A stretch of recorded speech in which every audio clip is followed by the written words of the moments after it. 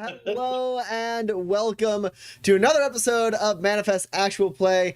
I'm Tommy Cotton. With me as always, Dan Barron, Addy Gia, Seth Lilly, Roman Milan, and we are here to play some Manifest. Oh, focus camera. Come on, get your head in the game.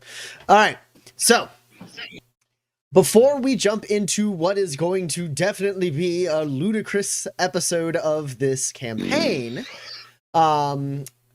these wonderful people over here on this side of the screen have some things to talk to you about. So I'm going to pass all the attention over to them, and they're going to say some stuff, then I'm going to say some stuff, we're going to look at some cool stuff, and then I'm going to kill them. But first, you guys have some stuff to say. So any last words? Hold on. Any last words? I mean, anything, what do you guys have to say? What announcements? Should we do an arm poll tonight?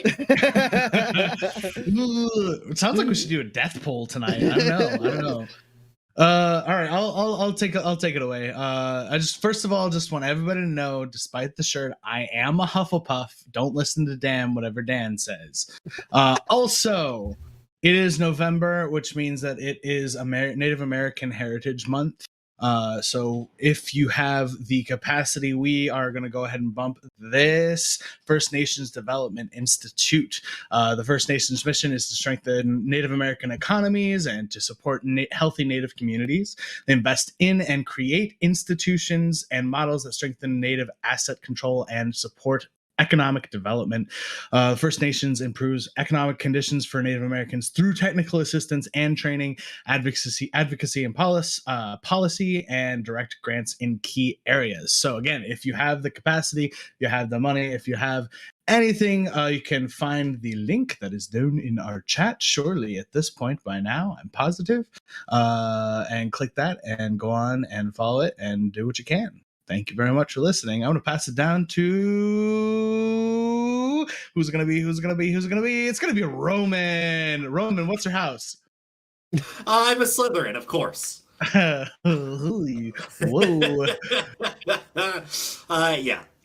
Look, it is what it is. Hi, everybody. I'm just an edgelord with a mustache and a pure heart. Anyways. Welcome everybody to the stream. Back here on Tuesday nights, around about 8, pretty close to 8 this week. We did a pretty good job. We love you all. Thank you guys so much for tuning in with us every week. But sometimes we start the music earlier, sometimes we start it later. It could be all around 8. You could have totally forgotten what day of the week it is, which I did yesterday and again today. So if that's happens to you, and let's be honest, it does. Go ahead and click the buttons under me. There's a heart and there's a bell, and Twitch will tell you when we're live. The computer will tell you. And soon the computer will be telling you enough things that we'll be able to take a spaceship into space and sit in the chairs, and they roll us around, and there's a big screen in front of our face. And there's like sort of a junker robot with a much hotter robot that there's no way he would pull in real life. But anyways. That robot's so hot. Oh my God. God, she's so hot. A new generation's Lola Bunny. Neither of them are gendered. The end.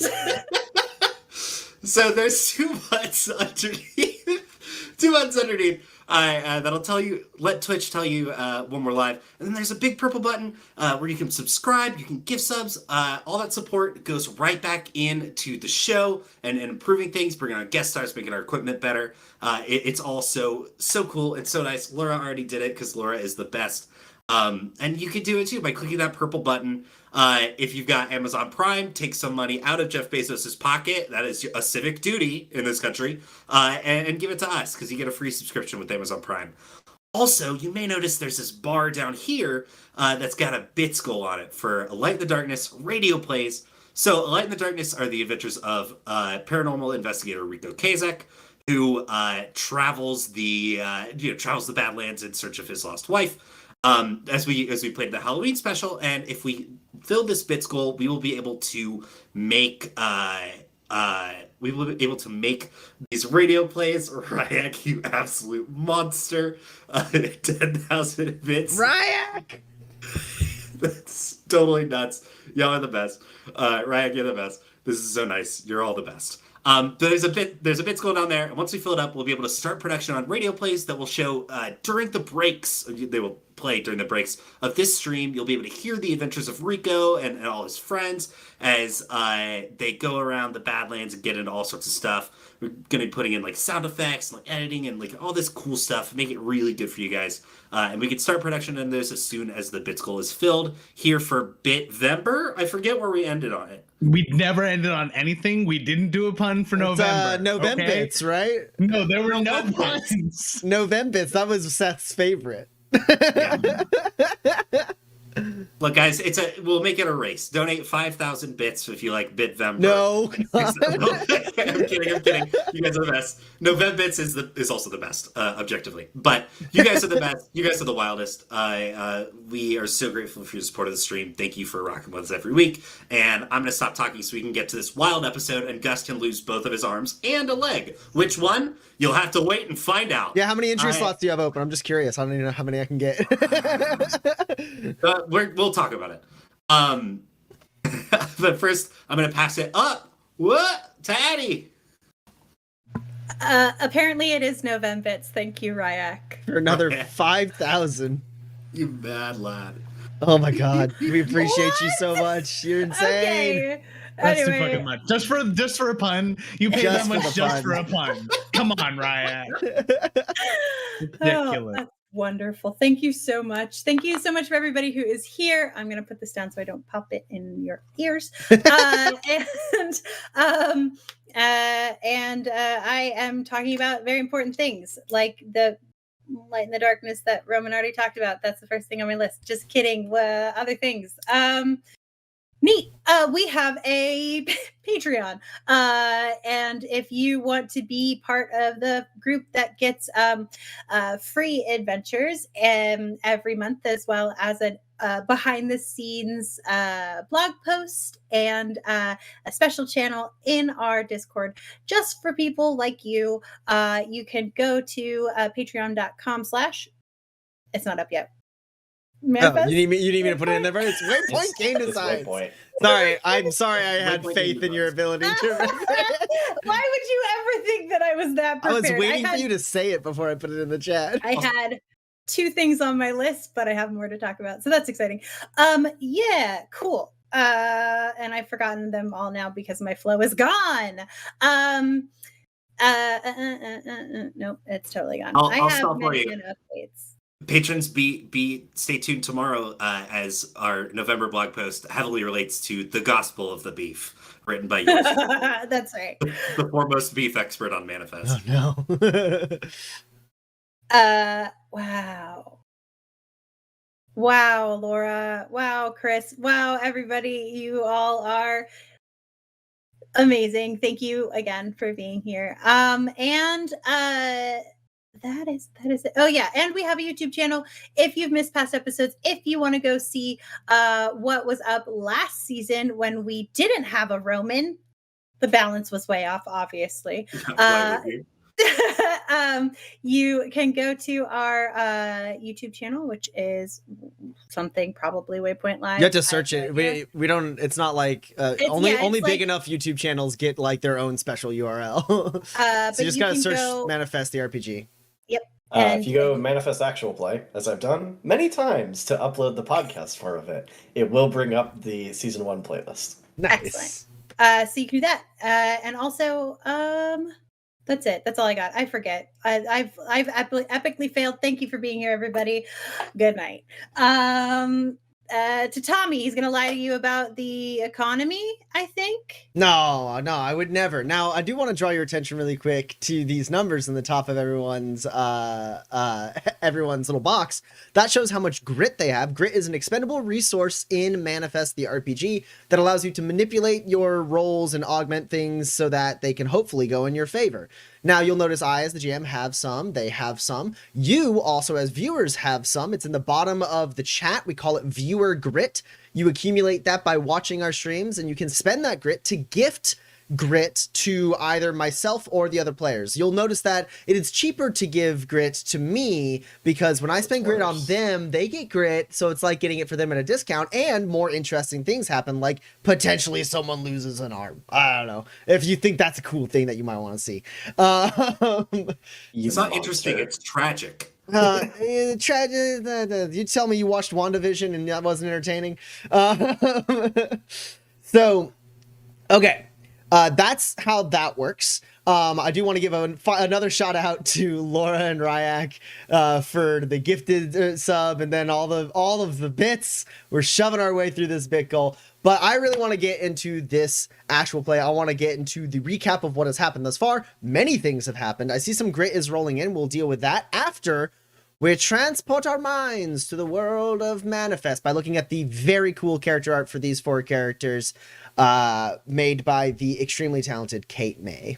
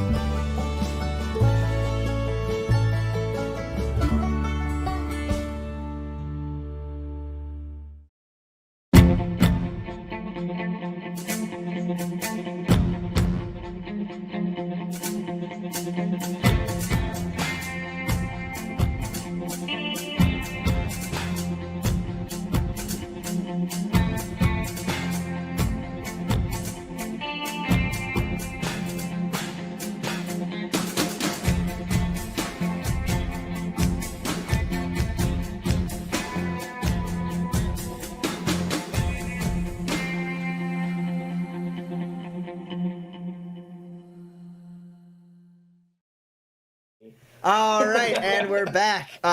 Before I jump into the recap, we got +1 grit to Eloise from Lore of the Bard, and we got +1 grit to Porter from Fiddler Undone. Fiddler. So that puts Porter up to 11 and Eloise up to 3. Huzzah, huzzah. I also dropped some dice. Speaking of dice. Oh my god, really? Come on. We don't have time for this. Come on. You missed your chance. I know, but maybe if you're looking for some. No. Okay, so previously on Manifest Actual Play. Here's the broad recap with a little bit more focused stuff at the end. These 4 drifters have been hunting down, have been basically investigating a conspiracy revolving around Brimstone Garrison and the terrible experiments that are being done on illuminated people there. During their journey, they both befriended and sort of kind of made enemies of, but mostly befriended, but kind of didn't really like stick around with the Free People's Coalition, an underground resistance organization led by a man known as the Raven, also named Leo Riggs, who was a little bit of a villain in Campaign 1, and he's there leading a freedom fighting force to try and overthrow the status quo of the Fort Dearborn territory, which is becoming more and more vehemently anti-illuminated, kind of writing into legislation, laws that will persecute illuminated people, and also obviously running illegal black sites where they are experimenting on illuminated people in Brimstone Garrison, where we find all of our drifters right now. You see, the drifters, they were being harried by an illegal mercenary company known as Black Star that was basically the illicit arm of Brimstone Garrison, kidnapping and transporting illuminated prisoners to the garrison for experimentation. And two of our drifters did got captured. That was Eloise and Gus. After an extremely epic battle in the Punched Peaks, they were taken away by Black Star and delivered to Brimstone, where they were subject to the experiments of one Ulysses Pruitt, a renowned scientist who came out of retirement a couple years ago and secretly joined up with Brimstone to run these experiments where he basically turned illuminated people into horrific monsters. So Pruitt was doing that, and Dex and Porter got some assistance from the iconic settlement of Waypoint to acquire some additional drifters and some gear so that they could make a move on Brimstone Garrison to attempt to rescue their friends. Now, during their time in captivity, two major revelations were had by our drifters. I guess sort of three. Eloise and Gus, well, Gus befriended Alf Ralston, a private of some notoriety from earlier in the campaign, who seems to have had a change of heart and does not want to have anything to do with any of the terrible things that the Fort Dearborn militia is up to. And Eloise, while being experimented on by Pruitt, learned that Ulysses Pruitt was in fact not Pruitt at all, but instead an ancient individual by the name of Owen Lemaire, who is an Everlight, an immortal illuminated individual who can pass on their consciousness from body to body, who was possessing Pruitt and was working on these experiments for some reason. He created a strange substance with that Eloise and Gus appeared to be the key to. He created a strange substance. He injected some of that substance into himself and then used the other vial as a bargaining chip for none other than Leo Riggs, aka the Raven, aka the dude in charge of the FPC who kind of broke ties with these drifters a little bit ago. Leo Riggs was there, and Pruitt, aka Owen Lemaire, gave him a vial of what he was referring to as pure power. Everything Leo wanted to achieve his goals, to find his way to illuminated supremacy, all that goodness was in that vial. And all he needed, all Owen needed was for Leo to share with him the location of what our drifters can assume with their collective knowledge is a gun that Eloise was unable to use her powers to detect for Pruitt. After doing that, he kind of fucked up, and he got Eloise basically almost stopped everything he was doing, and in an exchange to guarantee that they would get out of the lab alive, Eloise let Pruitt finish his experiment so that Pruitt would swear that he would let them out. They collected Gus, and then Gus and Eloise and Alf were all there when Pruitt shot himself in the head and died, but then he didn't die. A spectral form of Owen Lemaire stood there for a second before evaporating. With Leo Riggs and Owen Lemaire out of the picture, Gus and Eloise now have an open avenue to potentially escape Brimstone, though they are under-equipped and still worn out and have thousands of soldiers between them and the exit. Meanwhile, outside, Dex and Porter, with their ragtag team of drifters, are quickly approaching a waterway that the base uses to refill its water stores a couple times a year. Dex and most of the team are approaching down an extremely dangerous scree slope mountain nearby the base, as Porter and one of the hired guns is flying on a makeshift, quickly scrambled together powered glider to meet the other team. When we last left, the last thing that we saw happen with Dex and Porter was Porter had grabbed onto the handlebars and was flying through the night sky over the river, and Dex and the other drifters had started descending the mountain. All of the other drifters using the sleds that Jess Weaver constructed to allow them to control their descent. Dex, very familiar with mountainous terrain, needed no such sled and led the charge without any such assistance. So with that, as I drop another die, with that, I'm going to start this session off with Dex. Dex, just go ahead and roll a gymnastics test for me. We'll put it at a -3. This is unopposed. Sure. And you assuming- have practice landing, and that does apply here. Yeah, you too. Also, sorry, chat. Dex has a cold this week. It's funny how quickly those things come on, isn't it? You know, 1 minute you're diving into battle, 1 minute you're coughing and sneezing all over yourself.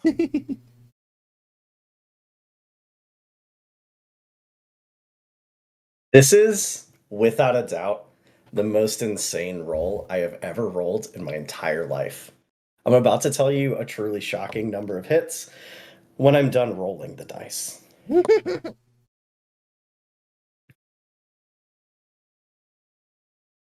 I have 9 successes. Fuck Oh off! my No, you god! The initial roll had a 10, which was my target after the reduction. That rolled a 10. That rolled a 10. And then the last one was also a success. And then I just get one for free because of practice landing. Dex, go ahead and take a grit. Wild. Unreal. Yeah. So, all of your got it. My notes are so long with stat blocks. Arthur Ross, Lucille Roberts, Jess Weaver, and Oscar McCoy are all on these kind of like ski sleds. They're like these basically these boards with like it's like a snowboard with also a sail attached to it to help them steer and slow their descent. Wonderful. And they are flying down this thing, trying to keep up with you, and you just like are down, like you know exactly how to like use your armor, and your fucking cloak is like designed to like get rid of like abrasive like damage. Like it's a cloak of the Wardens of the Silent Peak, and sometimes they do have to just like slide down sheer rock ledges to like get into position to do a fight. So you like just are using that to like cover your elbow and your hip as you just slide down. And the hardest part is like this slope, like this was a mountain that they blew up multiple times. Like this is a deep like a pretty deep amount of just like gravelly, jagged, horrible rock. And it'd be really easy, like if you hit like a softer pocket of it, to like just like dip too hard into it and like tumble in and just like fully just kill yourself like rolling over. So the trick, you know, is you actually need to keep your speed up. So that you stay on the top layer of it and don't ever slow down enough for your body weight to fully like dip down into the thing. And you are able to make yourself like aerodynamic enough, and like when the slope is not like perfectly smooth and like you like kind of go up, you like launch up in the air and like slide down some more. And like the slope like gets straight down and you like launch out fearlessly and like manage to like slow your descent enough that you can like hit the rocks again and keep sliding. And then you see the river below you, and you see the waterway in the light of the moons. These like two well, you actually can't really see like the pipes because they're underground, but you see like this metal little like a bar on the side of the river that the water is going around. And so you aim for that, and as you do, you finally start to slow your descent a little bit, and you dig, like that digs you down into the gravel, which allows you to like dig your heels in, and you just full on do like gymnast, like several like flips, spin to like have complete control of your momentum, and you land on the ground and like roll and like leap up and don't lose any momentum as you like run into position and get into cover behind some like rocky terrain and look up at the walls of Brimstone Garrison, the lights of which beam down on you. And then your team, as they get a little bit closer, Jess, not so loud that you think it would carry all the way up to the walls of Brimstone, but loud enough for the team, says like, pull the pin, and all of them pull a pin, and the sleds basically deconstruct as they get to the bottom, so that like they don't like launch out and like like make debris into the open area around the garrison.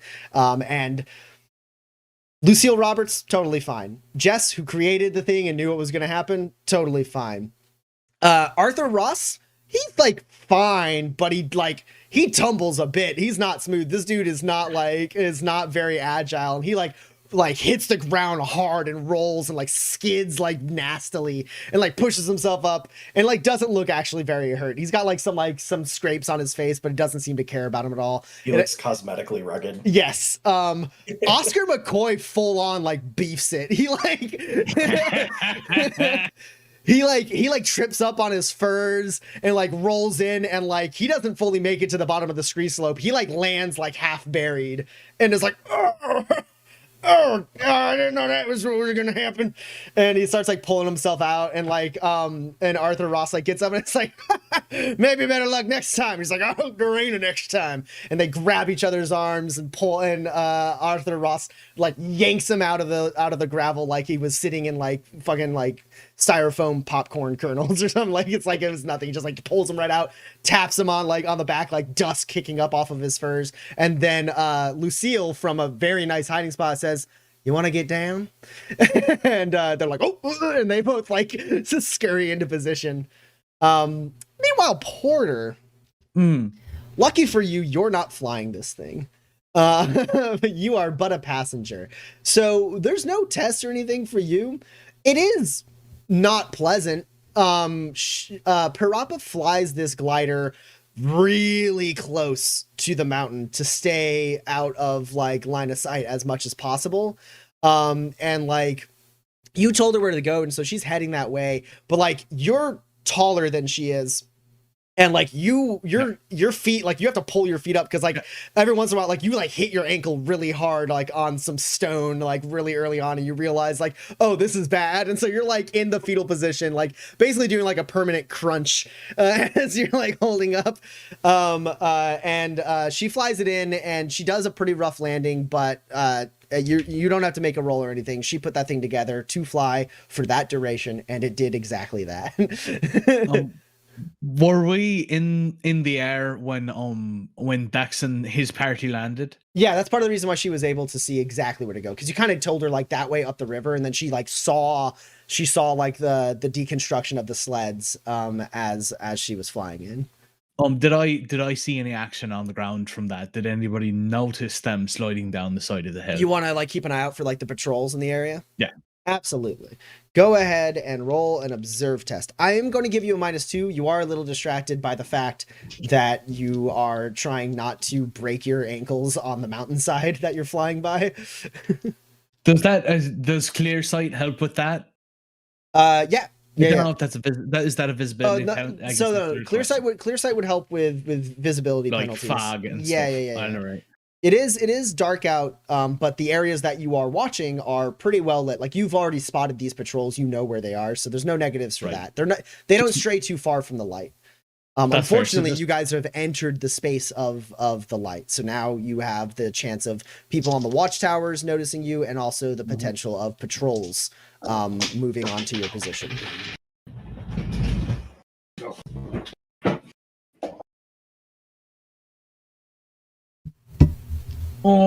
That is wow. The 17 turns into a 17. So that's just 2 hits. Okay.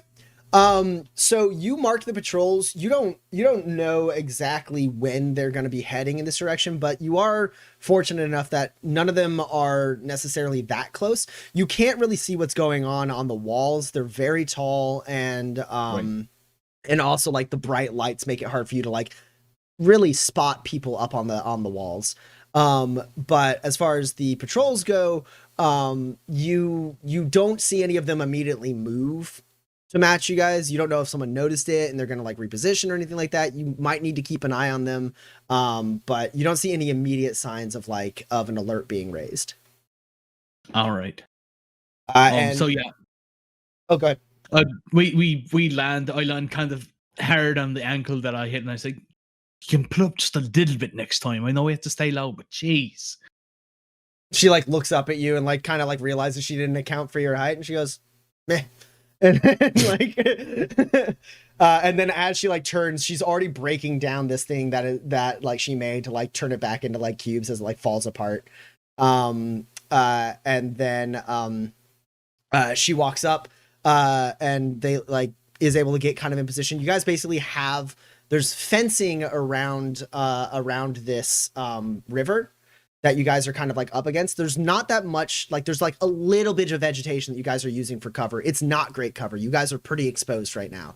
But even in the time it took Porter to land, Jess has already cut a hole through the fencing and giving you guys access to the water. And Oscar steps out and goes, all right, let me just go ahead and take a look-see down there real quick, make sure there's nothing that's gonna go biting us or nothing. And he just like goes right in the water. The river isn't like, this is basically a creek that they built, so it doesn't have an extremely heavy water flow. But it is like strong enough that like he's like holding onto the edge to not like get washed down. And then he like pulls out parts of his survival kit to like give himself like basically goggles and like an oxygen tank. And then he pushes himself under the water. And only like, 15 to 30 seconds pass.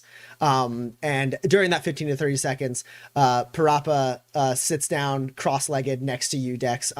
She's an interesting sight. Parappa is relatively short. She's got like short hair with designs like cut into it.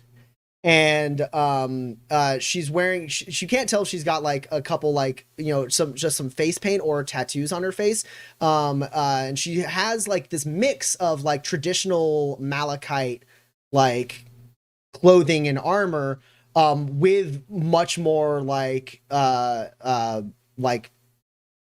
industrial typical like armor as well. Like she's got tech worked into her traditional armor.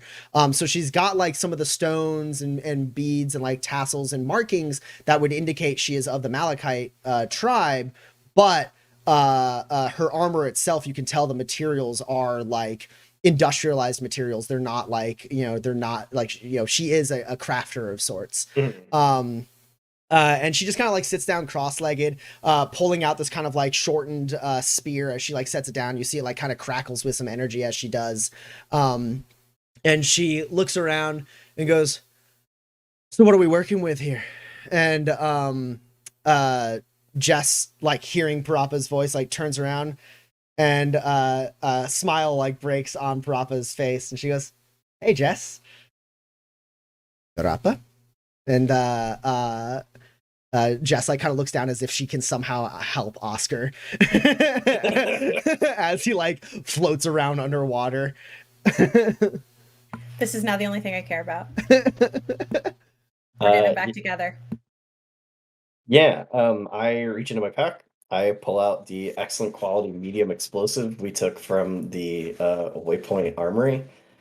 I suspect this is better in your hands than mine. Oh, you suspect, right? And she takes it and like looks at it a little bit and she goes, and she just starts like removing like parts of it that don't matter. Like at a glance, Porter, you have enough like reasoning and like skills with crafting. Like, she's making it more dangerous. She's taking away safety features to allow it to be more efficient in blowing things up, but less safe to handle. As long as she doesn't hand it to me, that's fine.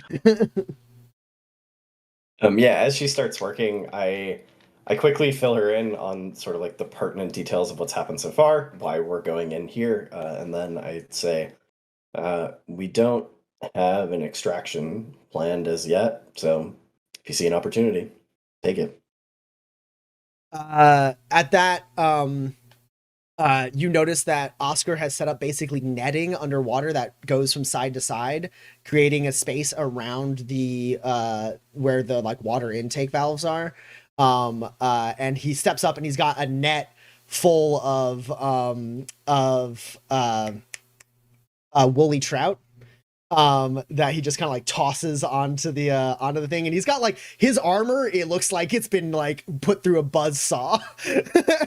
And he steps up and he like doesn't look very phased or anything. His beard, his hair, his furs are all just like drenched and dripping, and he tosses them down. They're all like motionless and dead, and he goes, those can be good eating if you get past the wool, but I think I got him. Oh, hold on. And he looks back and like one's like attached to like part of his clothes, like just like latched on him. This like kind of like this thick, meaty like fish with this really, really like rough, coarse looking like fur, just like completely biting onto him and just like wriggling, trying to like rip off a piece of flesh.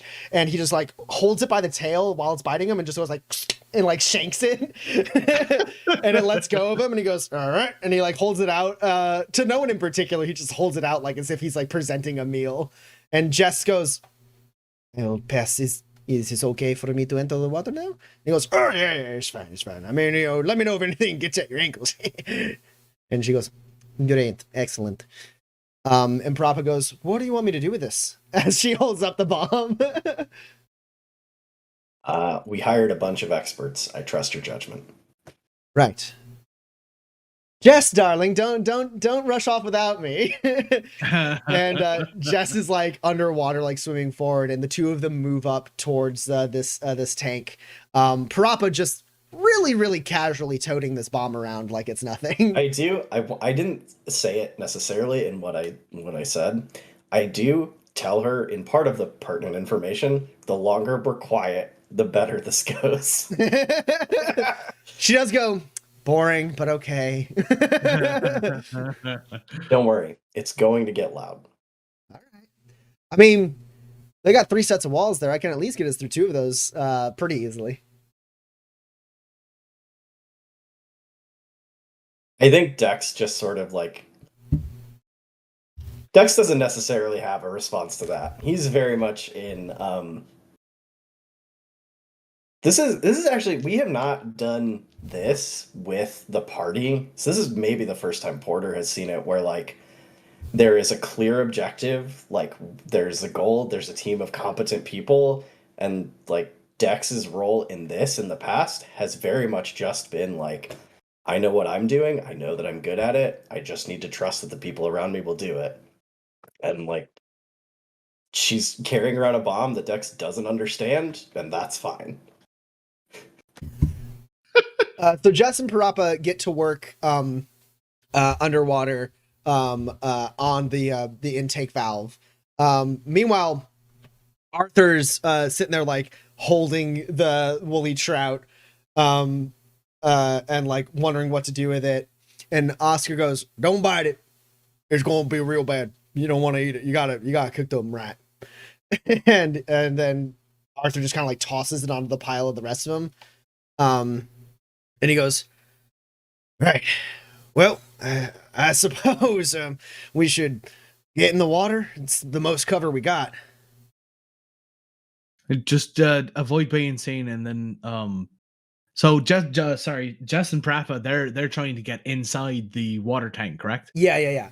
As you understand it, this water, there's like basically this metal housing, and under the water in the like river are judging by what you at least have seen and the blueprints you have, there's 2 tunnels, basically these 2 tubes, pipes is the word I'm trying to think of, that attach here, and they've augmented them. They used to just be open with a grate. This is different from what you saw with in Scruff's vision when he showed you his escape. Directly in response to Scruff's escape. Yeah. Right. So you know that they basically these 2 pipes open up every once in a while, and then like full on pull, just like suck water out of this creek. Like Oscar like kind of points out easily like the level that the water gets to. Like basically this is pretty deep. Like Oscar's a tall guy and he can't stand in this creek without like being submerged. He's like close to the surface when he's standing, but like not like completely. There's still like a couple feet above him of water, and basically he shows that like the water level will get almost down to like his shins in the time that they are drawing water from it. Just stay near the bank as much as possible, stay out of sight. And as people are moving forward into the water, Porter's gonna take El's Omni tool and kind of remove an attachment and stick it to the side of his head so that he has something to film this entire operation. Okay. Absolutely. You start recording, and it's not too long before Parappa and Jess have an update for you. But while they are working and the rest of your party kind of like sits in the water, Oscar seems very comfortable. Arthur seems very uncomfortable. He doesn't seem to like being in the water at all. He is uncomfortable. He is scared. But he is trying really hard to show that he is not scared. And Lucille, cool as a cucumber, as always. She seems a little upset that she has to like just sit in freezing water, but like she's professional enough not to complain about it. She's on the job. She's probably like hidden out in worse places. And she seems totally capable as a swimmer. She's just like in the water. Like she found a little spot where she can lodge up. She's kind of nearby where Parappa and Jess are working. She also may be slightly interested in what's going on between them as well.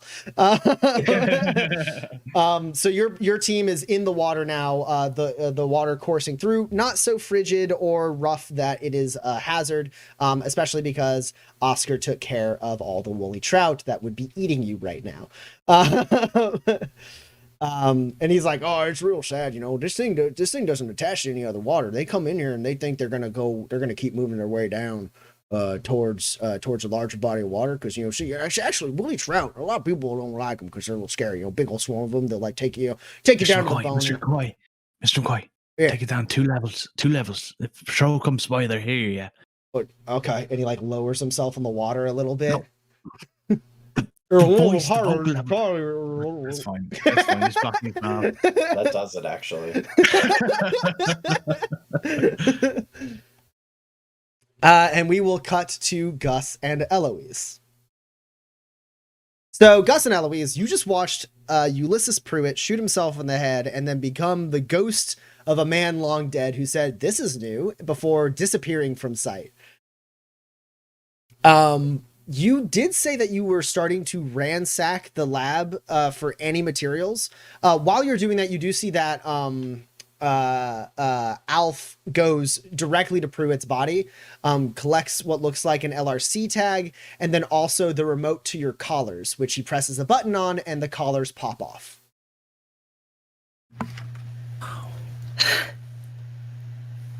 We don't have much time, but we have some time. Grab what you need, but we got to go. You guys are looking at how thoroughly do you want to look through this place, and are you trying to like, I mean, obviously there's a lot of like gear and tech and stuff. You're not trying to salvage, right? No, you're just opening drawers and cabinets and like, and I want to see if I can lockers. find the equivalent of a med kit and maybe some first aid cubes. Yep. And like any cubes that are like really I don't have any way to carry them, so like anything that like cool. I can carry. And then if there's any like maybe like a tonic or two, like a sure. health tonic. I mean, there's all sorts of medical stuff around here. There's stuff you're gonna get no matter what. But if either or both of you would like to roll an observe at a -2 or a first aid test, you can perhaps find more things. Just a regular first aid test? Yeah, the first aid is basically because the stuff here is labeled and organized in a way that someone who is medically proficient would be able to find their way around pretty easily. I got one success. Mostly I'm looking for a bag. I'm looking for two things. One, a bag to carry stuff, and two, a bunch of healing tonics that I can just pop to get myself up to full. Yeah, the bag and stuff like that's easy enough. You can very easily get yourself basically a satchel that you can like load things into easily enough.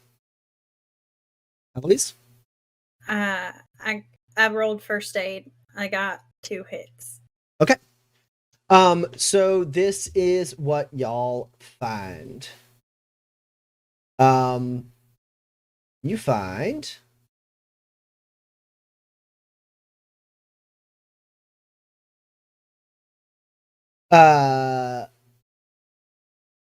6 first aid cubes.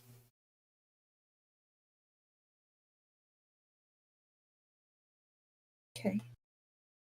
You find 5 filtration masks.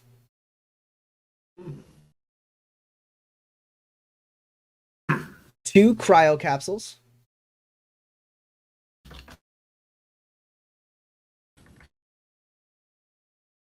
You also find an excellent quality med kit.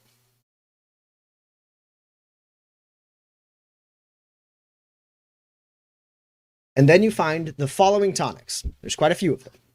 Okay. You find 3 excellent quality tier 1 tonics that will heal you for 3 hit points.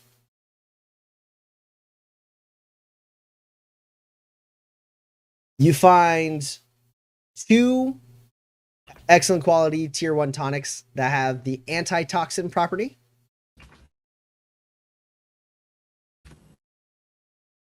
You find 1 tier 1 tonic, excellent quality, that gives you +1 to durability skills.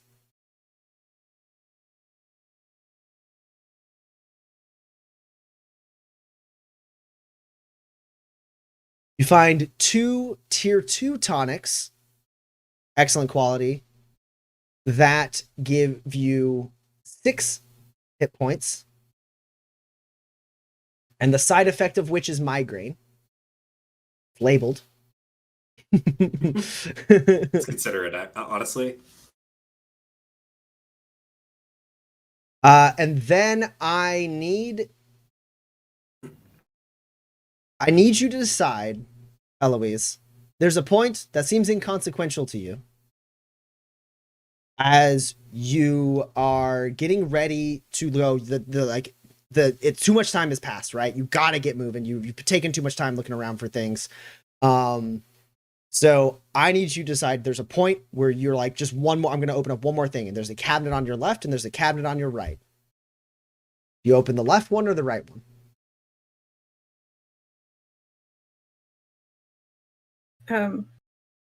I don't know. I guess left. I'm left-handed. Okay.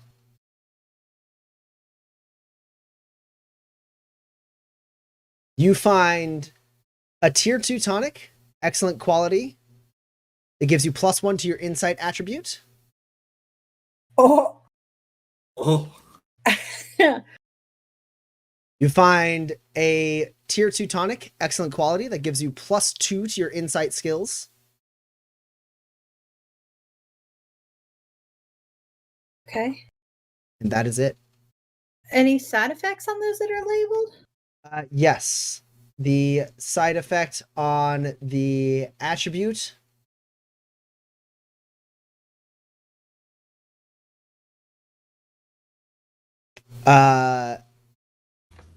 is double vision. Okay. And the side effect on the one that raises your skills is feeble-minded.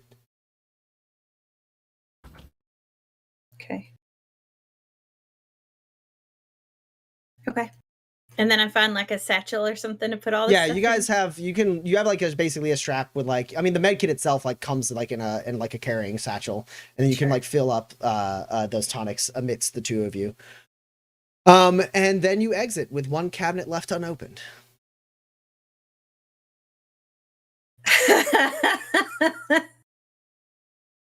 hell, I want to leave, but God, I want to open this cabinet. That'll be okay. fun for the behind the scenes It'll reel. be so infuriating for the behind the scenes reel. Yeah, right? I go ahead and El, can I pop a couple of these healing tonic? These 3 HP. Yeah, of These course. 3. These ones that heal Tier you one, a little bit. Tier 1. Tier 1. Yeah. They heal you half as much as this one, but they don't give you migraine. How many do you want the 3? Do you want 3 of them? I only need 2 of them. You only need 2. Okay. Okay. As far as I know, the rest of your stuff is gonna be in an armory, Black Star's armory. If you have anything you need to retrieve, it ain't necessarily close, but I don't know how y'all are planning on getting out of here. I mean, it's not like I can just walk you through here or nothing. I hand him a filtration mask. All right. And I hand Gus one, and I don't know. First thing's getting out of here. Sure. I mean, this will get us through most doors, but there's guards and they're going to ask questions. He's holding up the LRC tag of Ulysses Pruitt. Okay. Oh, I pick up that collar, those collars, and put them in the satchel. The 2 augmented mind cuffs. Yep. Yeah.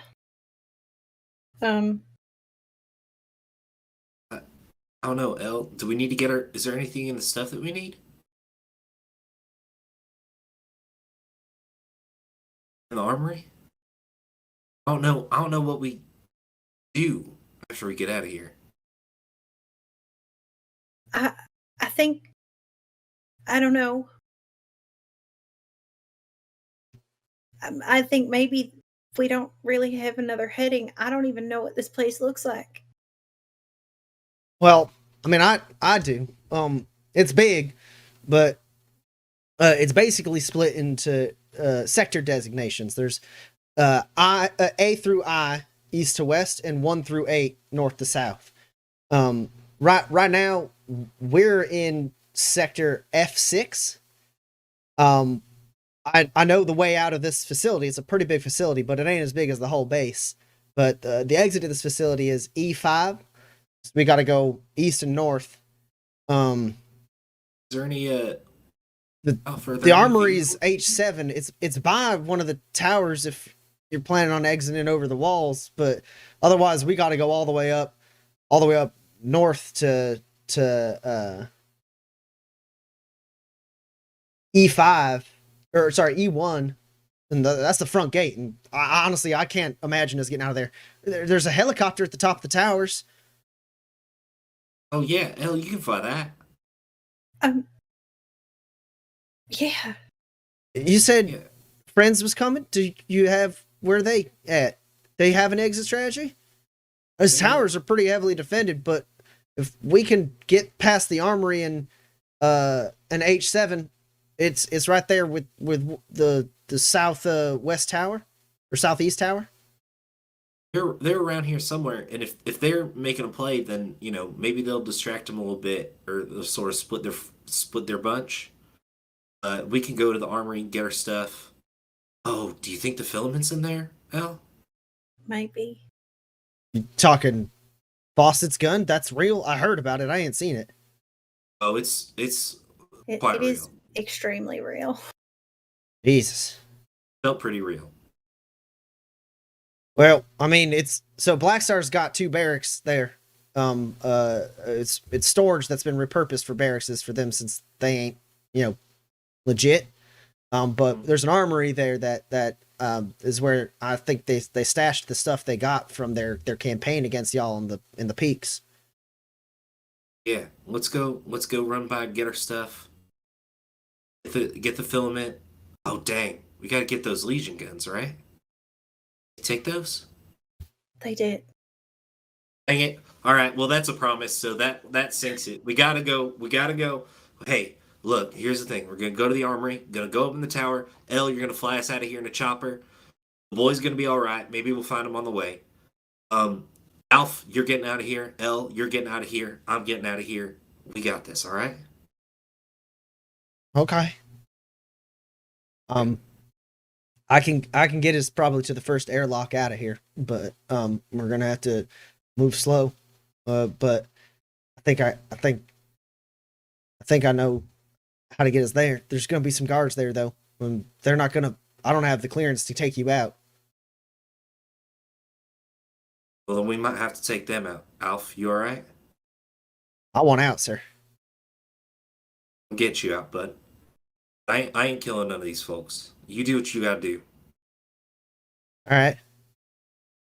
Well, let's get moving. We wasted enough time as it is. I mean, they probably didn't hear that gunshot, but Pruitt gets checked on a lot by Soma and Schaefer and whatnot. So we got to move. Yeah, let's go. Before you head out, are there any weapons in this room by chance? You could Or anything big and heavy and club-like? an improvised weapon like that will be just as good as one of the like many tools here that is basically a light melee weapon. Like there's a friggin' like super scalpel that like a high tech like scalpel that you could use as a melee weapon. It's going to be a light melee weapon with pull it up here.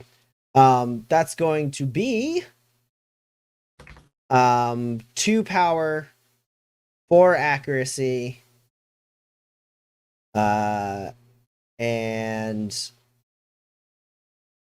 4 piercing. Can I roll a resilience roll? Sure can.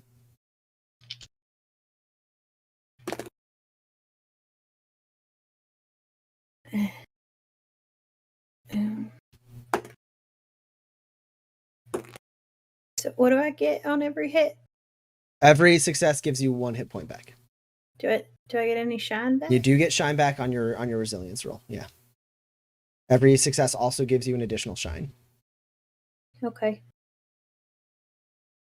Is there any way, as we slowly make our way through, that I could attempt to heal injuries, like any of Gus's injuries? It'll move you more slowly, but you do have a med kit and first aid cube, so you. Oh wait. Injuries, not hit point damage. Not hit point damage. Got it. You still can't. It just slows you. It's like more involved to treat an injury, but yes, you can. Basically, what you can do is you can have kind of a marching order where Alf, who knows the facility, gets you guys like in a hallway or a side room or somewhere, and then goes and scouts around a little bit, and then like comes back and is like, all right, let's go, come on. It's just going to be really slow going. It's like a tense amount of time as you work your way through. And at any moment while you were still in this facility, someone could realize that not only is Pruitt dead, but that other guard who was escorting y'all to the escorting Gus to the lab never returned to their post. Oh, I would like to take his gun. Yeah. This is we're leaving Pruitt's gun exactly where it is in it's actually a pretty good point. There is to your point, Gus, I forgot that there is a dead militia soldier there. So there is, I have good news and I have bad news. The good news is there's another light melee weapon for Gus. It's pretty basic. 2 power, 4 accuracy. It has no armor piercing, but it has a reliability. And it is tempered. Which means I can find the thing. It makes it better against armor, or it makes armor worse against it, is what it does. Interesting. I just know it if you want me to say it. Yeah, go for it. You treat your target's armor's toughness as 1 lower when you resolve damage. I always get confused because there's a similar thing in projectile that is tempered, basically tempered and something else. So I'm always like, which one has the extra stuff? Yeah, so 1 less toughness with that one. So you have one that has 4 piercing and then one that has a reliability and reduces toughness by 1. Now, the bad news is there is a gun there. There's a whole gun. There's a whole 2 guns, in fact. There's a light firearm and a medium firearm, both of which have palm readers on them. I can remove the palm reader, though. You can definitely attempt to. It will take up more of your time. So you know what? It doesn't matter. I can't shoot it anyway. I want it for show. Sure. Okay. So there's a chance that they might notice if they look for it when you're holding it, that like it has like the classic, the safety's on. Yeah, the little red light is over the trigger. They might notice if they're cognizant enough. Otherwise, they might just be distracted by the fact that there's a gun being pointed at them.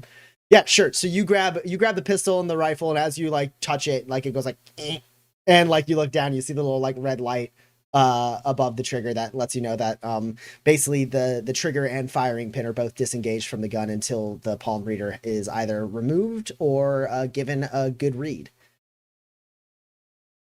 Okay.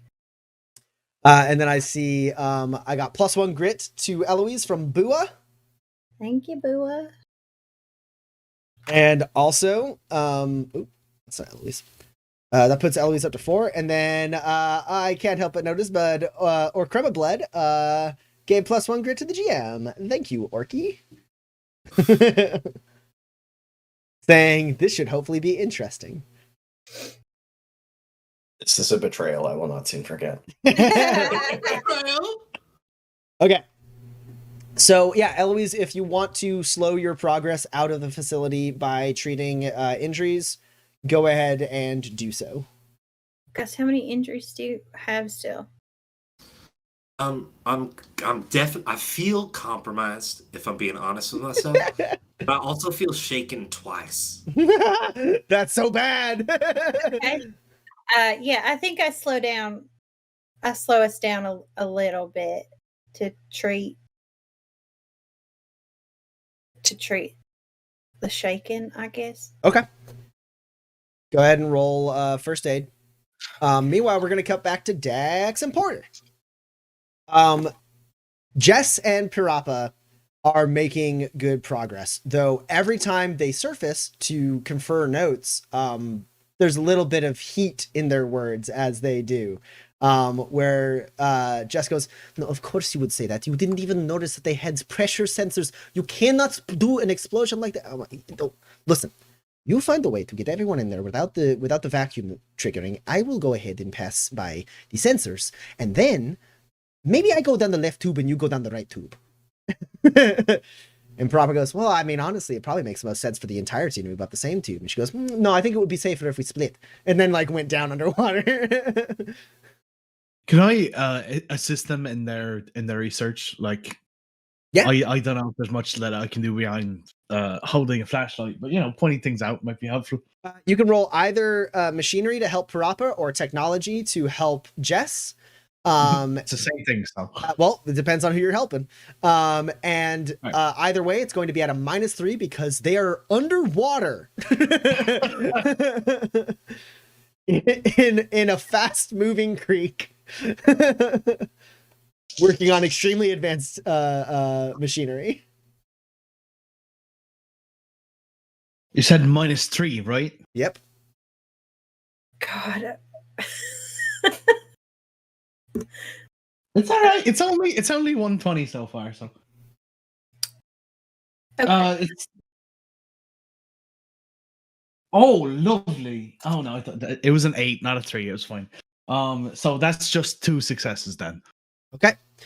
Which one were you helping, Parappa or Jess? I was helping Parappa because we have gained a kinship by flying terrifyingly close to a mountain together. Jess will remember this. Parappa would have too, so it's a lose-lose.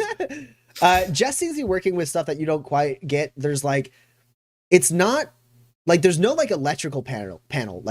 Parappa has gone underwater Jess has gone underwater and drilled tiny little holes in the metal and concrete and is using her Omni tool to run a camera in there to observe and also interact with wiring, just from what you can see by the monitor that's in front of her, all while underwater and holding her breath. What you assist Parappa in doing a little more quickly is solving the issue of getting the team in. Basically, you go and Parappa explains to you there's the way that they work. They have a remote opening of these things, and the opening itself triggers the intake functionality on the other end of the pipeline.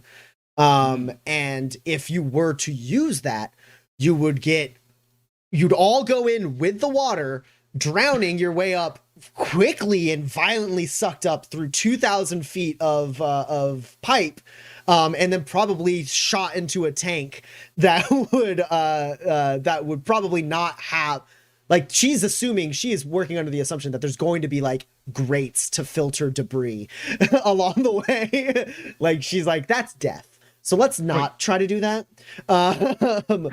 And they never find their bodies. Yeah.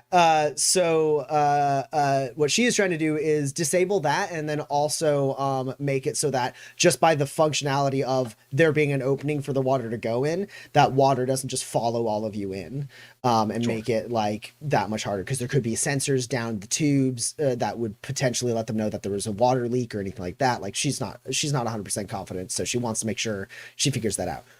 With your assistance, you're able to bypass the she finds the hydraulics basically that like trigger the door opening, and with your assistance you're able to kind of like find a way to open the door without triggering those hydraulics, and because of that, the sensors that would tell the base that the doors will open won't trigger.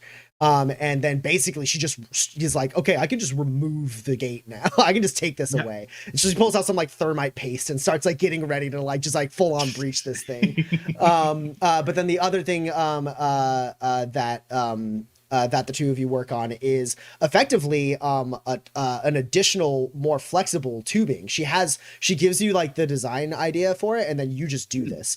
It's basically stitching machinery cubes that she has together to make this kind of flex tubing that will go out onto the shore and allow your team to basically crawl through that into the pipeline.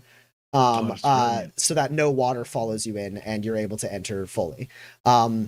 During that time of the two of you working on that, Jess is fairly confident that she has disabled the pressure sensors that would trigger an alarm if there were any kind of like changes in pressure or detonations of any kind. And once she gives Parappa the go ahead, Parappa presses a button, there's a bright flash of light, and then you're under there, Porter, and you seal the tubing against the pipeline as the metal like kind of like goes down into the water and like drops into the river. And you guys have access to one of the pipes.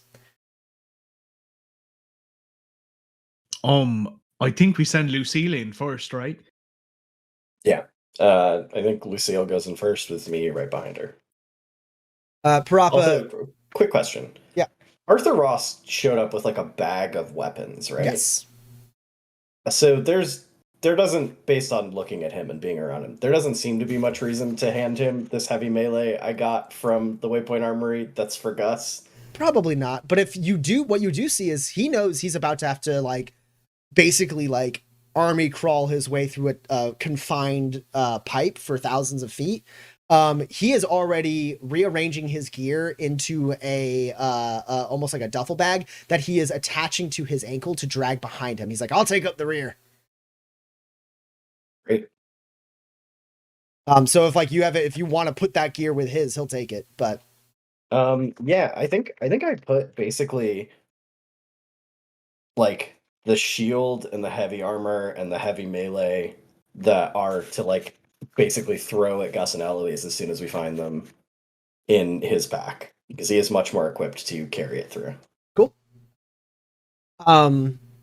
So you guys, it seems like the marching order is Lucille, Dex. Parappa will insist on being next in line because she thinks she might have to bypass just like she's like, I may need to like blow up some gates and some filters and stuff along the way. Jess is as far back as she can be, but Arthur insists on being at the rear because he's dragging a giant duffel bag. So that puts Porter and Oscar in between Parappa and Jess. As you begin crawling, it is dark, unpleasant, stale, but it's like a stale, it's a musty damp, I guess is what it is. It's like a moldy damp kind of smell. Smells like a man-made lake, sure. Yeah. And it's tight and cold and terrible and also hard, just hard to crawl through. This is not meant to have people in it. And therefore it is a tight fit, and the corners are occasionally painful to go around. So what I need from the two of you are two things. One, I need a discipline check at a -2.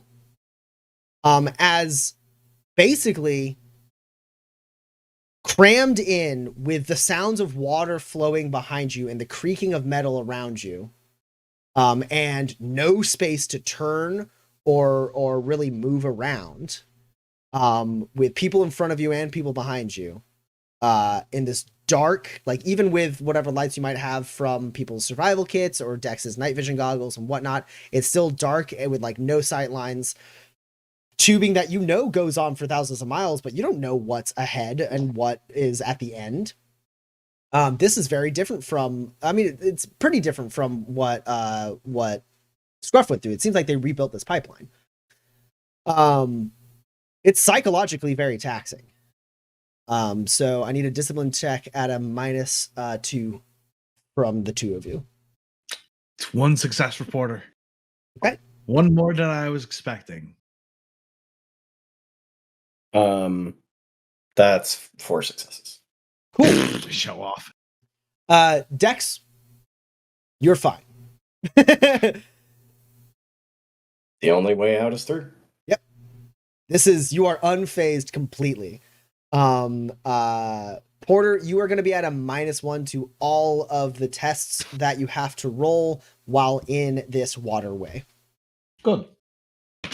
The other test I need from you, as this journey takes about 20 to 30 minutes of crawling through this pipeline at a snail's pace, occasionally having to stop at certain lengths as Parappa shuffles and pulls out tiny acidic vials and then passes them to Dex, who passes them to Lucille, and then Lucille uses them to melt and break down these grates that you then have to pass all the way back to Arthur so he can leave them behind you guys so that you can walk over these now jagged metal grates to get through to the next length of piping. All of that is absolutely physically taxing. So this is going to be fatigue damage you're resisting with endure. Can I use survival because I own a survival kit? You sure can. That's good. I'm actually not bad at endure. I'm better at survival. I took a hit to my durability recently, so I'm rolling 2 dice, but it is at 11. So don't do least drugs, there's kids. that. Don't do drugs. Don't do drugs. You shouldn't do drugs.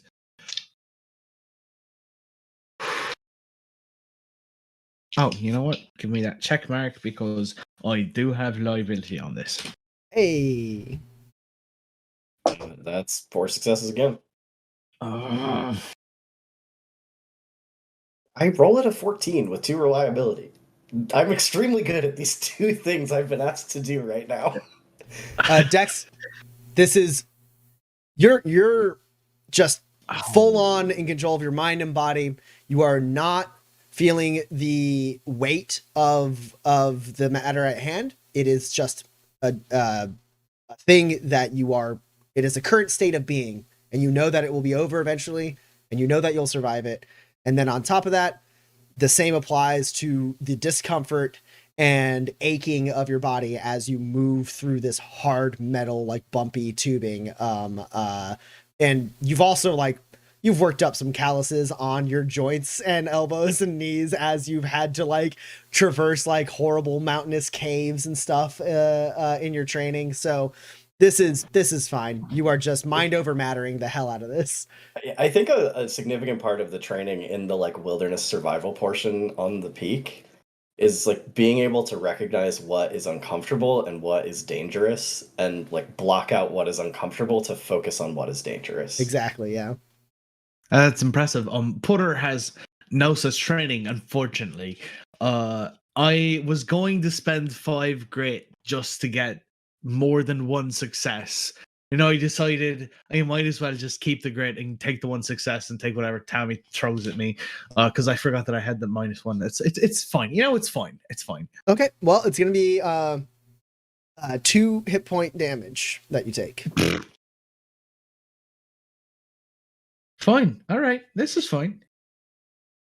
And the journey is long and arduous and terrible. And unfortunately, Porter, I need 1 more endure test from you because Dex has already fully mind over mattered this. He's fine. Okay. All right. Sure. This is just another endure test.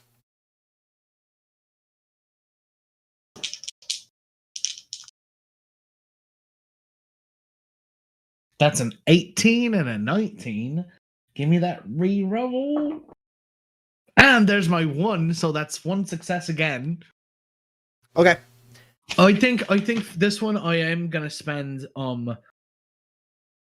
Can I twist the knife on this roll? You sure can. Yeah, I'm gonna spend 2 grit to twist the knife so that I have 2 successes on this. Okay.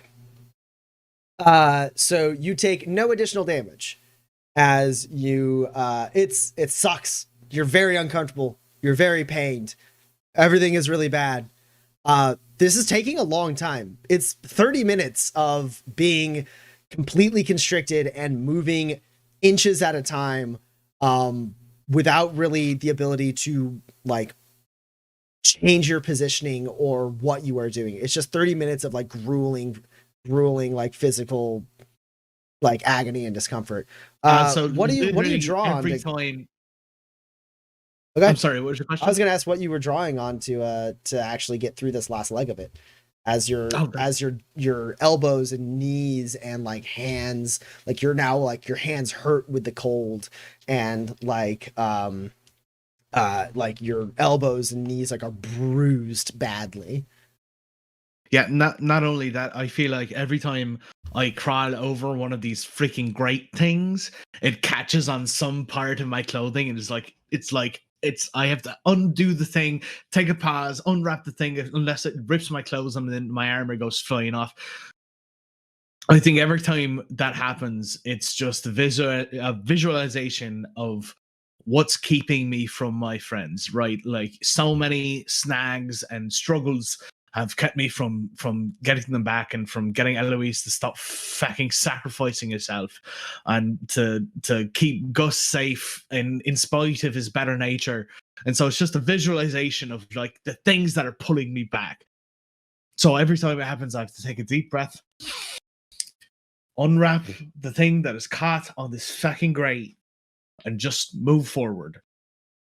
And I think the other thing is I've got Dex somewhere ahead of me, and it's like, if Dex can do it, this little 20-year-old prick, then I can do it. At that moment, Porter, you don't like break your nose or anything, but uncomfortably your nose butts up against the heel of Oscar. It's very muddy and wet. As you like hit your face, he stopped unceremoniously. And he goes, hold up. And like everyone kind of like turns and looks back at him, and he's like got a little headlamp on, and he's looking down the way, and he like squints his eyes a little bit, and he goes, Lucille, and he pulls out like some tube, and he starts like running it out to her, and she like looks confused, and like it kind of like it snakes out, and like everyone starts like grabbing to help like push it up, because it's not like stiff tubing, it's just like rubber tubing, as he like pushes it forward, and he goes, put it over there, go ahead and stick it in there. And Lucille's confused. There's like some water in front of her, and she like puts it in the puddle, and then you watch as like shifting around, pulling out a little bottle. Oscar sucks the liquid into the tube to make a siphon. It's like and like spits it into the jar that like basically a mason jar, and it fills up, and then as it like kind of like finishes, he like lets go and like quickly caps it, and he goes, Ross, heads up, and like tosses it back past you, Porter, and it like clinks around, and then Ross like catches it, and he's like, throw it, and he throws it back, and it shatters, and as it shatters, the water reshapes into a small creature that's like basically like on Ross's like duffel bag, this like small wrinkly like pug-faced creature with tiny little arms and like kind of a grotesque face and like big black eyes, and it's like and Ross is like ah! And then it goes ah! And then turns into a puddle and like starts moving its way out of the tubing back behind you guys. Oh, never seen a squonk in real life. I thought they wouldn't look so disgusting. Well, I'm glad you didn't have to taste it, he says, pulling back in the tubing. Oh, actually, I think they're kind of cute. Oh, they look like something. They look like somebody hit them with a stick. Are you kidding me? Yeah, but like in a cute way, right? I don't know. I think they're kind of sweet. Poor fella probably just got washed up here in the river. Has been stuck in here for a while. That's a real problem in the when it comes to underground facilities. We get to move. Oh yeah, we can keep moving. And as he's like crawling, he's like, so the thing is, like, they go with the water flow most of the time, and like when it rains or something in a mine, like that's why you find them in there. They don't want to be there. That fella don't want to be here any more than the rest of us. In fact, we probably want to be here more than him. We have a purpose. I'm getting paid pretty good. But that poor guy, I mean, he's probably He's fine. He's fine.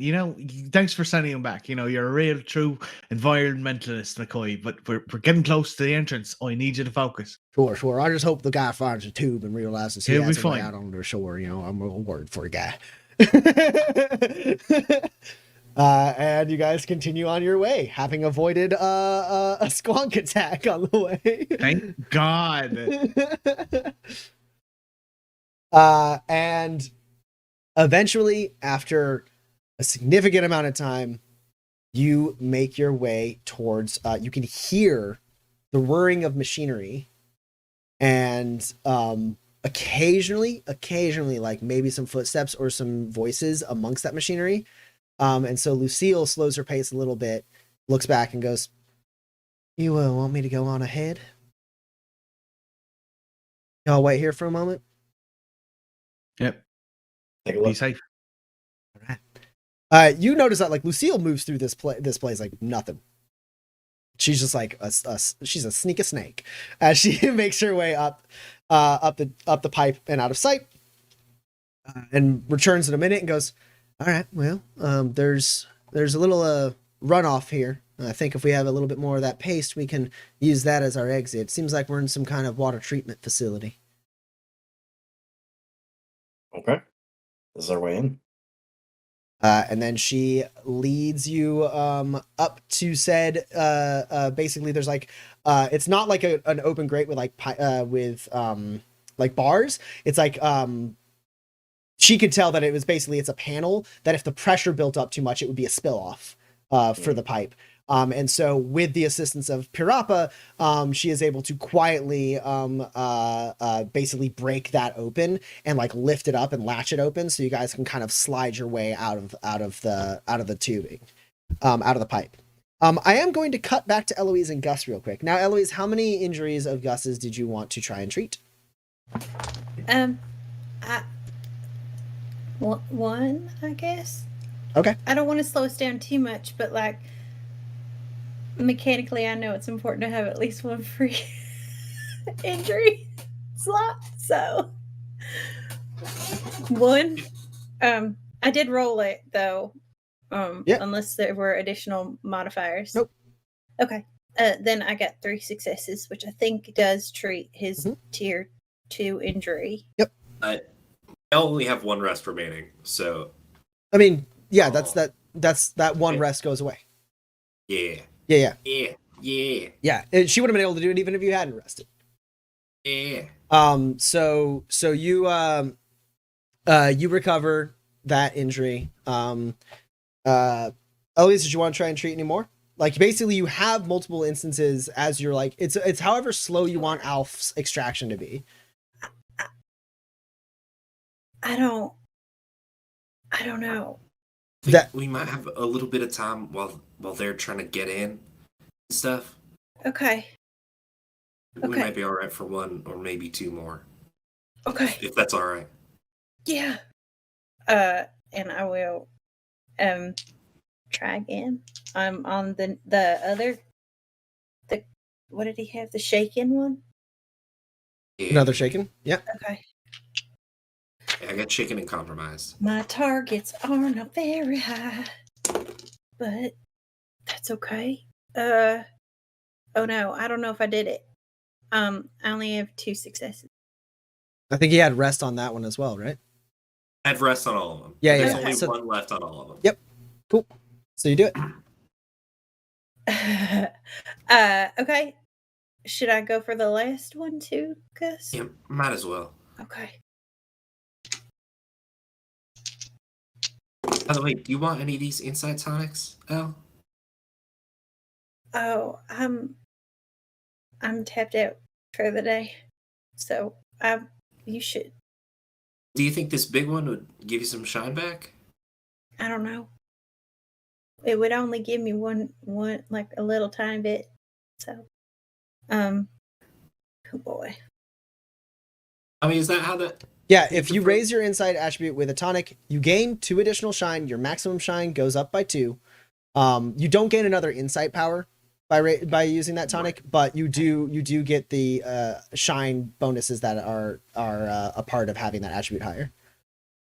Same goes for the durability. If the one that one just raised skills. If there was a durability attribute tonic, it would give you more hit points. Interesting. Yeah, pop this big insight tonic. Get yourself some shine back. Already look a little shiny. Okay. You do know that it is a It has double vision on it's it. a short-lived effect. Yeah, so I'm not going to take it just yet. Okay. But you have it ready. That is another 2 hits. Okay, which cool. is very That takes away composed. Amazing. Basically, I feel red as rain. as you're working on that, like Alf steps back as you're like in the middle of working on that injury. You had like the med kit out, like he's been approached, like coming back and seeing you working on Gus, and then like goes and scouts again and then comes back. Like he's like watching, like he comes back, he's like, all right, okay, yeah, we can wait, just like he has every other time. He's like sitting there, he's a little antsy, and then as you're like, all right, I'm almost finished up, he goes, all right, I'll go check again. And he comes back to us. All right, we gotta wait a little bit longer. We're close to the airlock, but there's a couple guards there at the moment. They're not the ones that guard the airlock, just ones that are kind of, out. I don't know. I think I don't. That looked like maybe they're having a conversation. May have been personal. I don't know. I just saw them and I came back. So we should just wait for a minute, and then maybe I'll check again in like 5. Good. You did great. You're not there, Porter. I'm sorry. I understand we all want to comfort Alf and make sure he gets out. Okay, Alex, it's gonna be all right. Sorry. And so he just kind of sits there, and you guys kind of sit there in like an awkward bit of time. And then a couple minutes. Oh, go ahead. Gus is getting ready to pop Hulk at the as soon as anything starts, like he's ready at a moment's notice to pop Hulk. Yeah. And you guys are sitting there, and he goes, all right, well, I suppose I'll go check on them again and see if they're still there. And then if they're not, I'll give you a signal and you can come in. And then we have to fight the people who are in the airlock. But it should be fine. Because this will get us through. He says, like holding up like the LRC tag. And then he goes back and he comes back again. He goes, they're still there. I'm not sure what to do. And then at that moment, the lights all change color. They turn black, and then they turn red, and then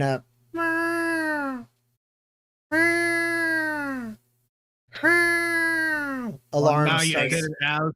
God dang it, there's a cat around here. Starts, you hungry? Did you give Brimstone the Imperial base alarm?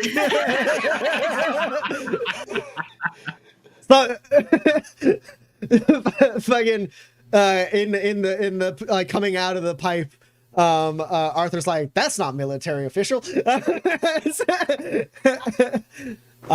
Yeah, and an alarm starts raging.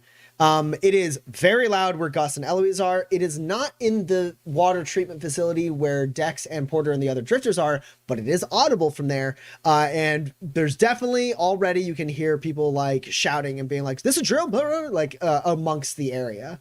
As it seems like perhaps at the very least, Eloise and Gus's facility is on high alert, if not the entire base. And that's where we're going to take a little break.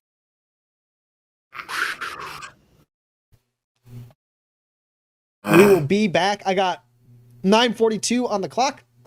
We're going to take a 15-minute break here. We'll be back and we will see just how our 2 sets of drifters might be able to find themselves. And if they can recover the guns of the fallen legionnaire, Alistair Caldwell? That is his name. Yeah. All right. We'll be right back.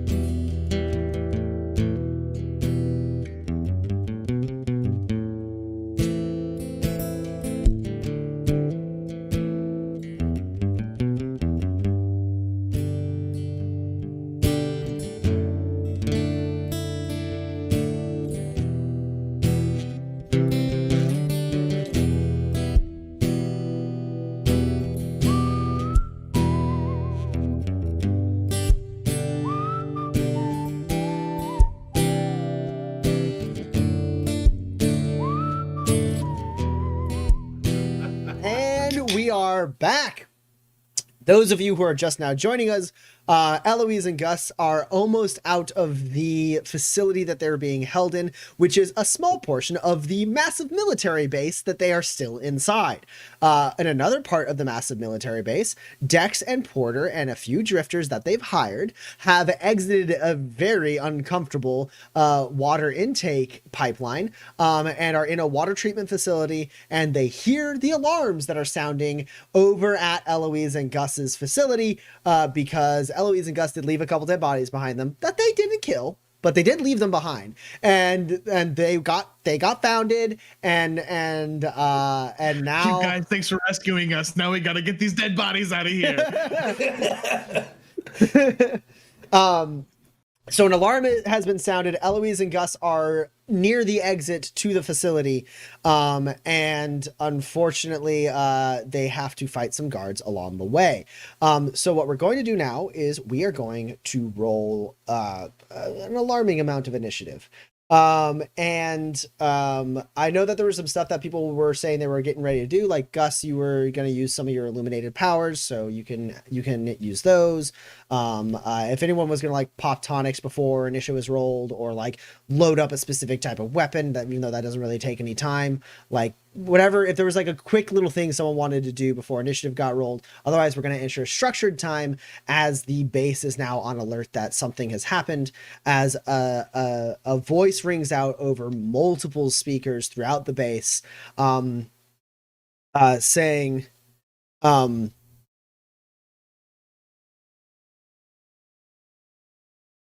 code 214 in sector F6,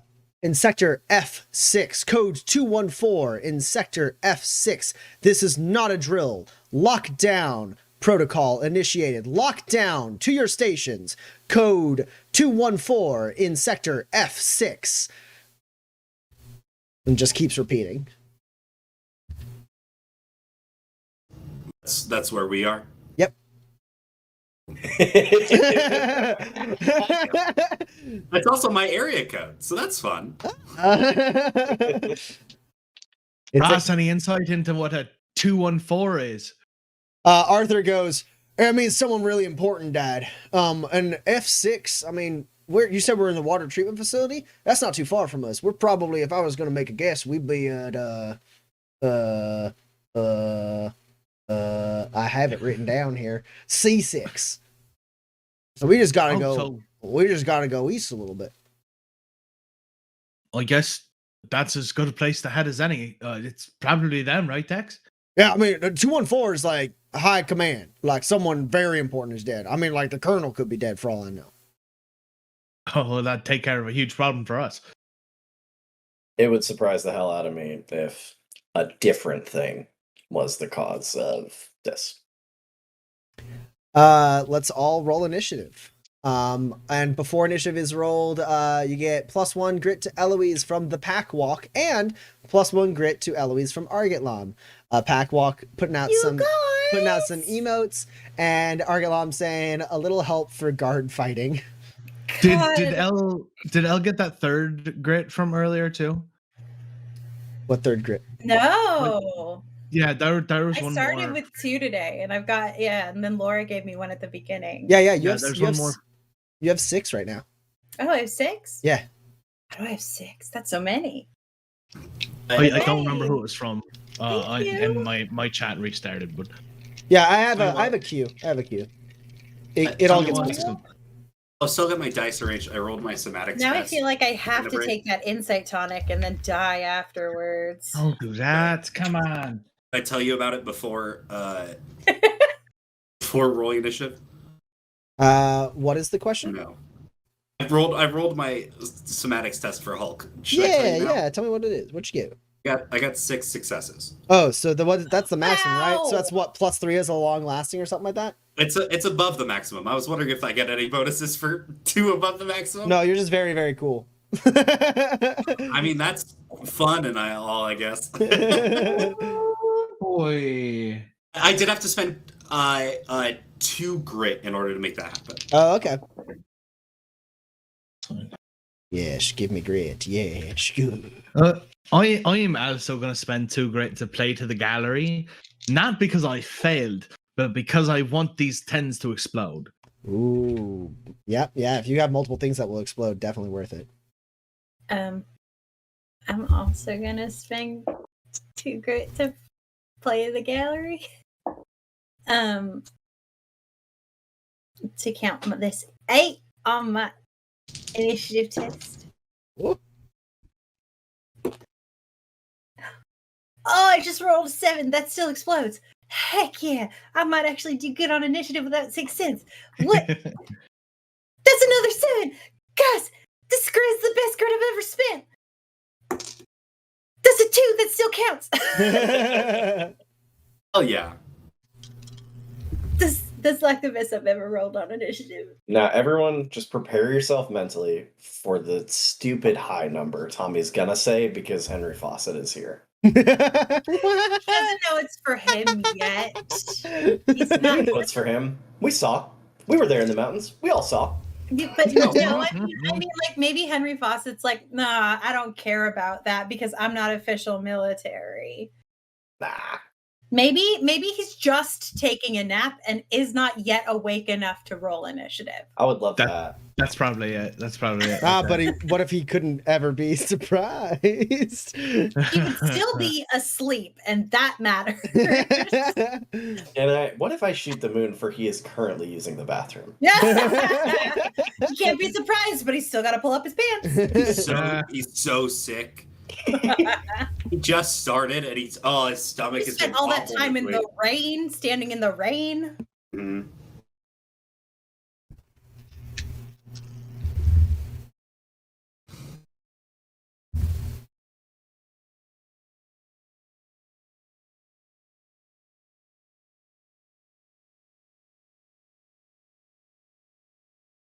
Okay. So, now that I'm done with all of my math, Thank you, Packwalk. we have an extra grit And to Orky. Gus from the Packwalk. Hey, Packwalk, my dog. And as we move into initiative proper, I want to know, does anyone have higher than an 11? That's lower than I thought it was going to be, honestly. I could I have did think it was going to be a 14. I could have did. done better. I didn't spend any grit, which could have been a mistake. I was prepared mentally for like 15. I don't think I was prepared for a 15. Dang, Packwalk with 300 bits too. Did we say that? Packwalk with I just- 300 and I just- Orky with 100? I just thanked them. Y'all are fucking great. I said Thank you, Packwalk. Thank you, Orky. We appreciate the Remember, I hell of noticed it. first. Remember, I noticed. Orky gave you guys 100 bits for good luck. Aww. Shout out to And Packwalk. who hit- Packwalk says hide the bodies under the bits. It's smart. Also, shout out to Packwalk who hit what's the Twitch thing? Affiliate. Who hit affiliate this week? Let's fucking go. Somebody else did too. I wonder who that could be. It's Addie also hit it. It's All right. taking this time to sit. It's about Packwalk right now, Addie. I'm gonna about me. So, 10. Anyone do a 10 or better? Oh, you know what I didn't do? I didn't roll for You your. forgot the negatives. No, I forgot your drifters that you brought with you. Yeah, they're good at initiative, right? Yeah. Please Any of roll them. Any Please. of them confer their bonuses to the rest of the party? I Yeah, is any of them like an extremely skilled driver? feel like Parappa might be really good at like, just like being aware. Nobody's got a tier 4 vigilance talent, perhaps. Apparently not. Not worth the money, you guys. Typical. Typical. That's fine. Say okay. It will be very worth it as they carry me away since I will accomplish very little in this in this fight. I think.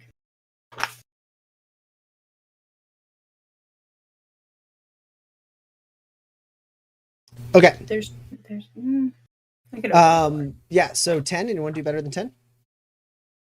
9? 8? I have an 8. All right.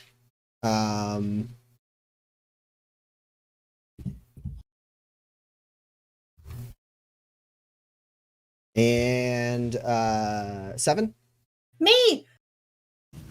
Yeah, let's go. I got 5 hits on initiative. Let's go. Nice. I rolled 2 dice at a 7. What? And Porter, what'd you get? Yeah, thanks for that. So I did drugs and it affected my ability to react to things. And so I got the talents Quick Thinker and Ready to Go, which adds an initiative +1 to my initiative test and a reliability on my initiative test. And even with that, I still only got a 6. You're doing your best out here, Porter. People are noticing you showing up in initiative. He is Where's that here grinding? traumatized from being in the dark just because all of you are sociopaths. He's the only one with feelings. Okay. Well, now that that's out of the way, I need all of you to raise your initiative by 2. I don't have the power to do that. You control that. Yeah, I know, but I want all of you to know that your initiative is 2 higher than what you just told me. Wow.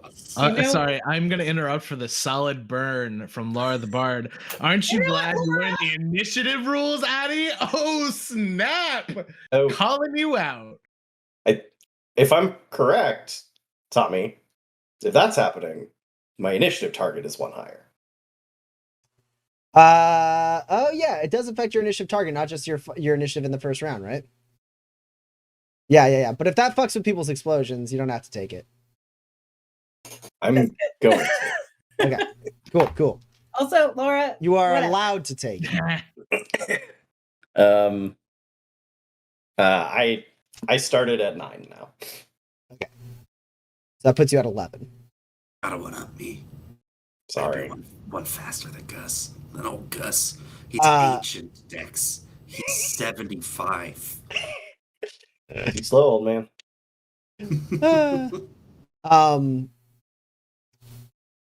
This happens as Oscar straightens up at the alarm and like pulls out like a big rifle and like slaps on a bayonet and goes, "All right, let's move, double time." Yes.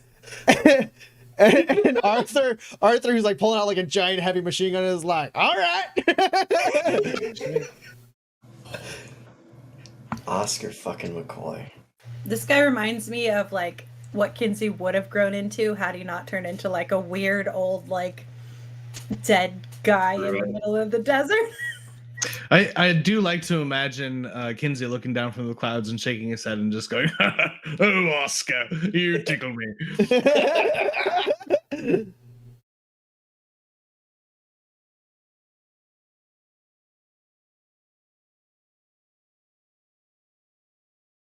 At the bottom of initiative, I have Eloise and Porter and Parappa and Jess, and I think that's funny. They're too distracted by each other. That's very cute. And Lucille moves first. That makes sense. Lucille moves first, and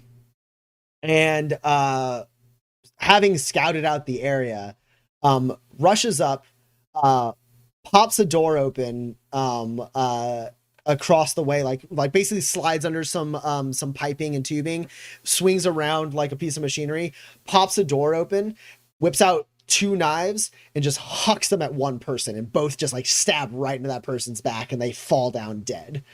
And she goes, "This way," and then continues moving into the next room. And then stuff is going to happen off screen.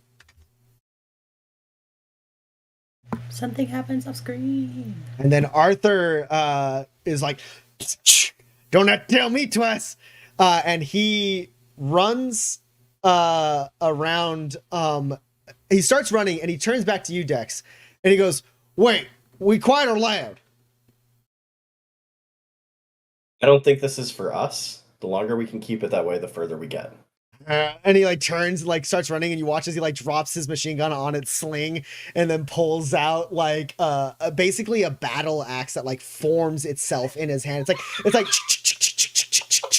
and then the edge glows with this energy as he initiates the energy coil on this like massive it's not like a double-sided battle axe. It's like a very big hatchet. It's a God of War like curved handled like fucking murder Viking axe. That's his backup. And he swings out of sight into that room. Lucille went in, and then you hear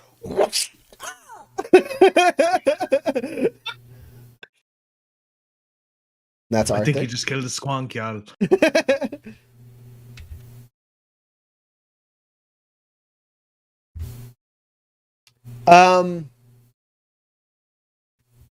You all hear, those of you in the water treatment facility, I guess just Dex and Porter, you hear movement as in the catwalks above, doors open up and people start entering in to get down to the stairs to enter the main level where you are. I need the two of you to roll a sneak test to avoid being noticed by these people as they rush into this area. They are at a -1 to see both of us from the photo replicant ponchos. Cool. Your sneak skill, if not 13, is 13. Also, if hearing factors into it, I do have silence stuff. Cool. Yeah. Yeah, because Lucille is in your party, and therefore you have her sneak value. Also, Porter, the poncho gives you a +3 to sneak as well. You are up against a 10. You're muted, Seth. Of course I am. So the sneak test is naturally 13, and then I get a +3 to that, and then I subtract the -2 from my armor, which puts me at 14. Yep. Great.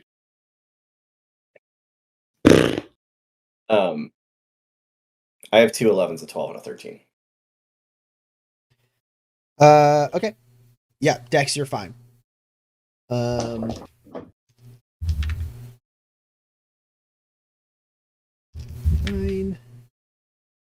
Fine. And also fine. Your other companions are fine. Porter, what'd you get? You beat a 10? Got a high at 13. Okay. Yeah. How many over a 10? Just one. Okay. So you all kind of duck. There's machinery whirring. There's piping and like gears and stuff that you can like get behind. These people start running down. You see they're wearing like kind of they're probably armored, but they're wearing basically like mechanics like jumpers and like have like utility belts and stuff. They are armed with pistols, and they're like reaching for those as they like run out. None of them have drawn them yet. And as they like it's 5 of them, and as they kind of hit the ground level and scatter to like weapon lockers and stuff and start making their way out, one of them stops and goes, hold on, and touches another one, and the two of them look back, and you see that they see that the pipe a little ways behind you has the pressure release opened up still. And so they begin moving towards you guys, but they do not see you yet.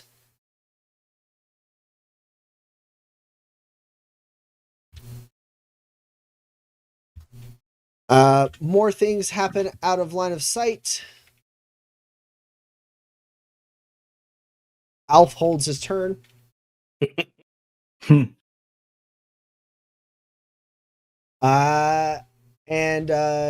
he looks to you, Gus, as your turn comes around. He goes, well, what's the plan?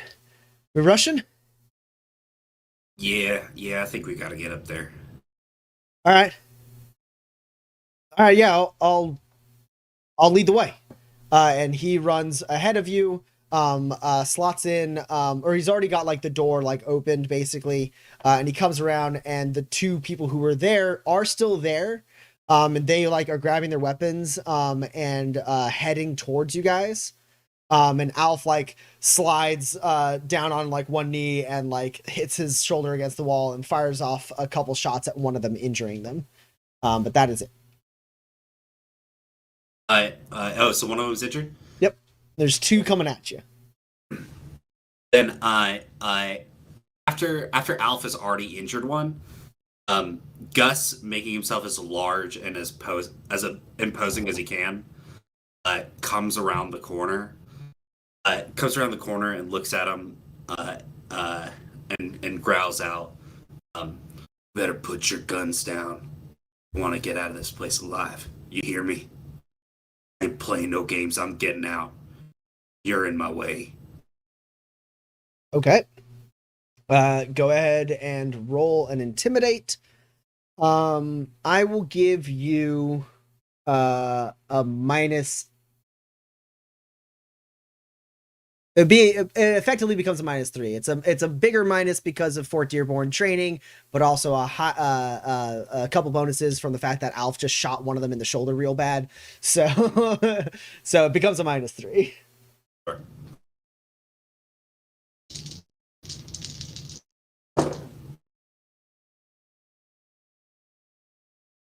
What do you got? I have.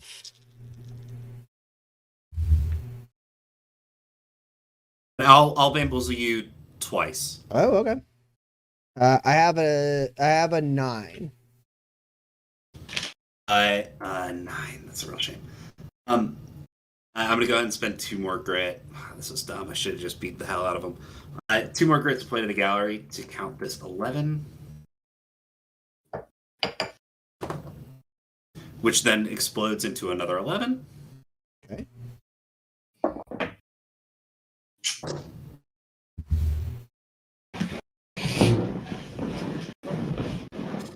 Which then is a 1, which doesn't help. But that's 2 11s. Okay, so you have 2 over them? Yeah. Okay, first off, +1 grit to Dex, +1 grit to Gus for the from Laura the Bard. The best. I believe that puts thank you. Dex at 8 and Gus at 6. And 2 successes over. That one gets like shot in the shoulders. Loud gunshots ring out like in the hallway as Alf fires some shots, hits one of them in the shoulder. That one stumbles back, and you come around like your muscles like glowing with red energy as you are activating Hulk, and you like say like, you know, fucking don't even try it. And the one who Alf shot turns and starts trying to scramble the other way. And the other one follows. So they start running. They see you guys get shot. You come around the corner. They start running. They make it almost to what you can see is a big, like that hallway kind of curves. And you can see they make it about to where a big, huge airlock is. And that where we hit it, Alf? yes, sir. And they like bang on it. They're like, out here, you gotta help us. Well, not exactly the intention. And now these people are getting minor to major concussions.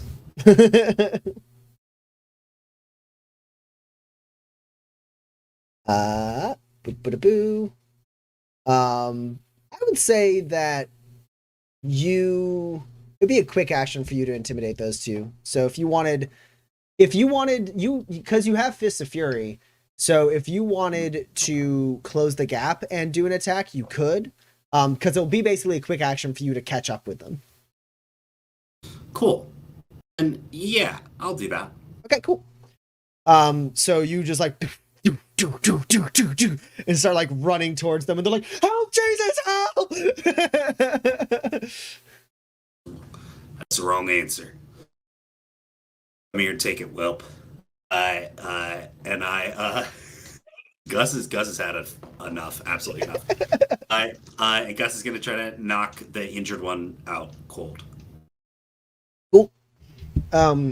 He's tactical this turn. Okay. Now, well, so your Fist of Fury, it has to be an unarmed strike, right? Yeah. Okay, cool.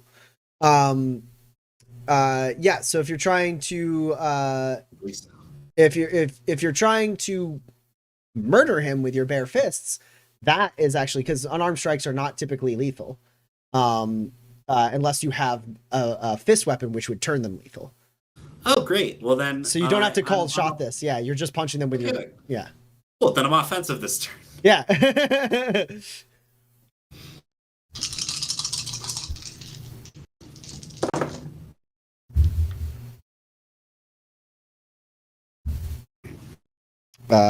This fella is hurt, so I can't count that. But I can count this 10. Okay. 10's decent. 10's pretty decent. It's 2 successes. 2 successes, you said? Alrighty. I don't know what the power is. It's +2 because of my various talents. What's your muscle? And The power is 3. okay, so +2. So one five 5 damage. And how many successes over him? So, 2 successes. Okay. So it's 10 damage. No armor piercing. Uh, Oh wait, some armor no. piercing. Armor piercing. Because you have a talent that lets your close combat attacks do armor piercing. Sure do. It's 2 armor piercing. All right.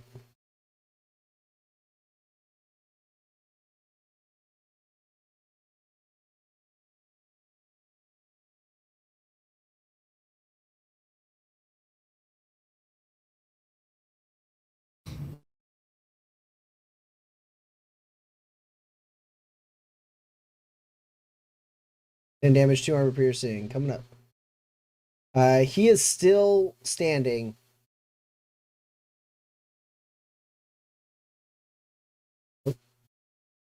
He is hurt. This is maybe a bad call. Yeah. But we'll see. You like full on like break that dude's nose. He like pulls back. He starts reaching for his gun as you get close, and you're just like wrong answer, and you just like clock him right in the face. And he like slams up against the wall. His nose like starting to bleed. Nice. Does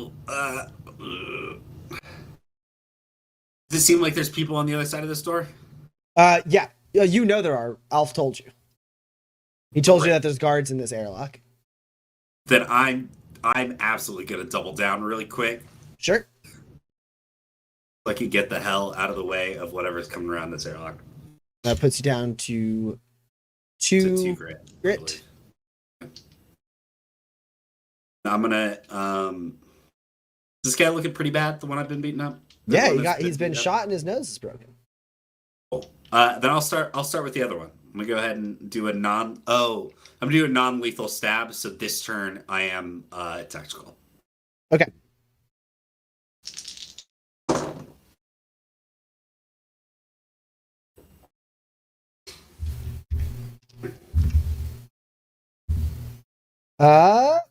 Oh no. So this fella's got a 9 for his highest success. Yeah, that's not the best for him. Oop. That's 9 damage, 6 of it's piercing. Okay. And then another, and this one's tempered. So his Second. toughness is 1 less, yeah. Yeah. No. Oh. Well, I guess 7 is his highest here. Yeah, that's also not the best. That's gonna be 3. I got 3 successes over that. That's 9 damage. Only 2 of it's piercing.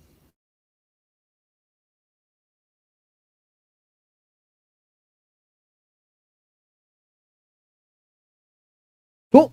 Yeah, so he's still standing. You still have another attack. Are you throwing that at him too? Who looks worse? I mean, they're both pretty beat up. Yeah, then I'll go ahead and I'll finish this one off. I'm a boxer, combos.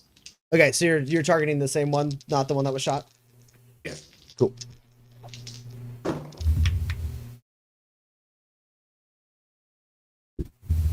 That's not bad. You are up against a 9.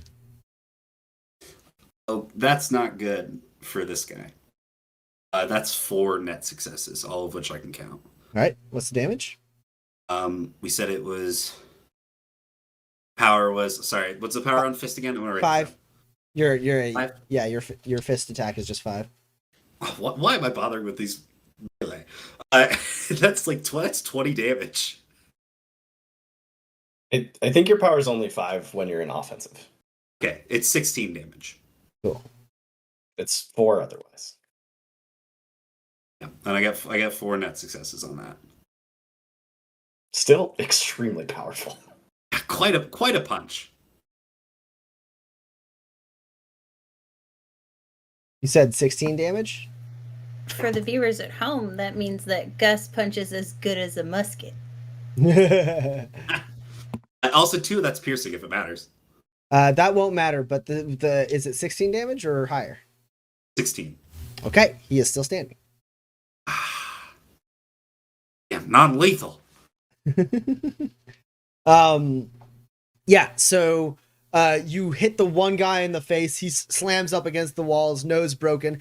The other one turns and goes for his gun, and you slash his arm with like the scalpel, and it like cuts real bad. And then you like stab him in the thigh with like the other like knife.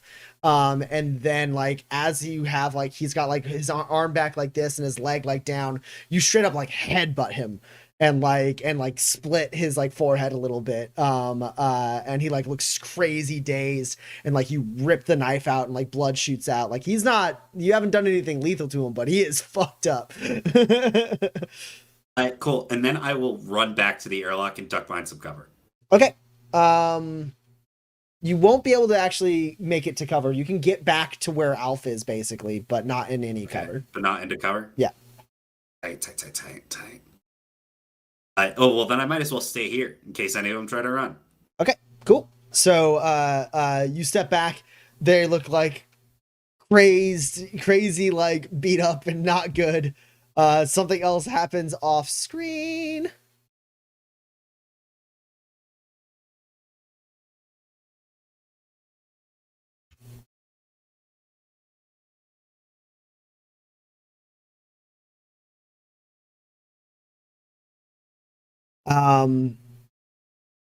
And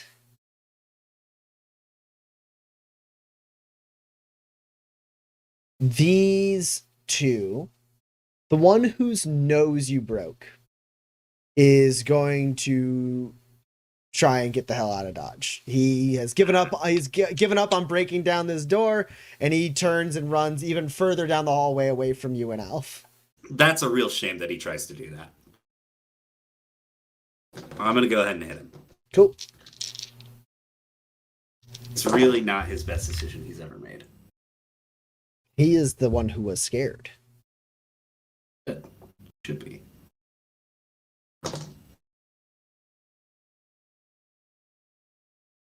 And unfortunately, he can only count the 7. Oh, cool. Then that's 2 net successes. So that's with my I can choose what it's with. Yeah.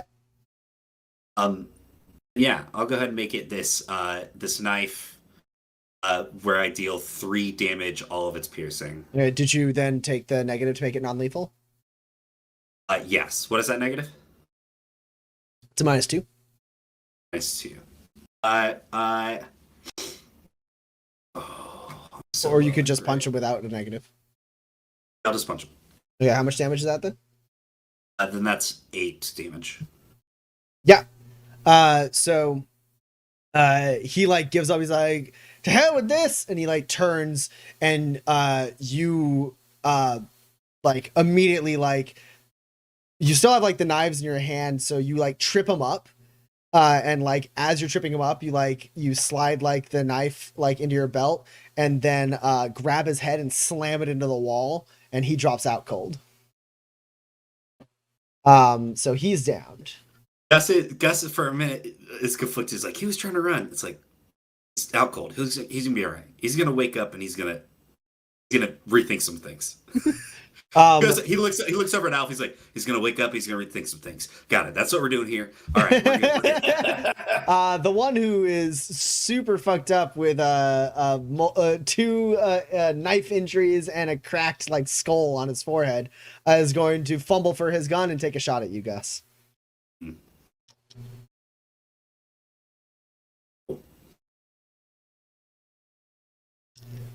And I'm gonna bamboozle you.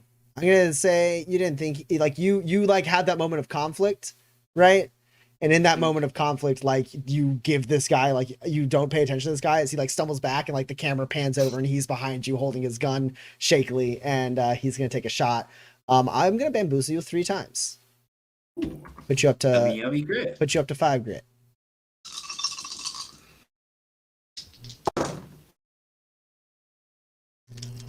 Oh my god! Okay, well. Okay. Okay. Well, I need to make a decision here. What do you have? I have a high of 13. I have 3 natural 20s. Holy fucking shit. You can count the 13, yeah? Yeah. 13's all good.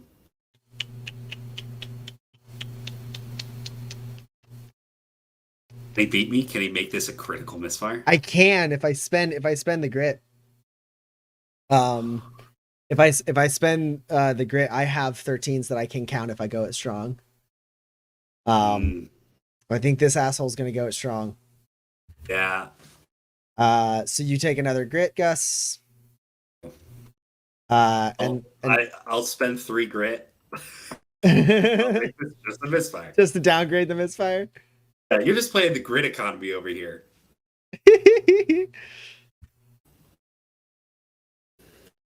Okay. I have some explosions, which probably won't matter. They do not. Okay. You take.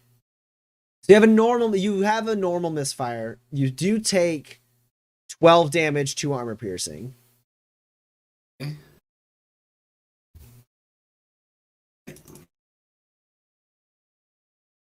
That's fine. I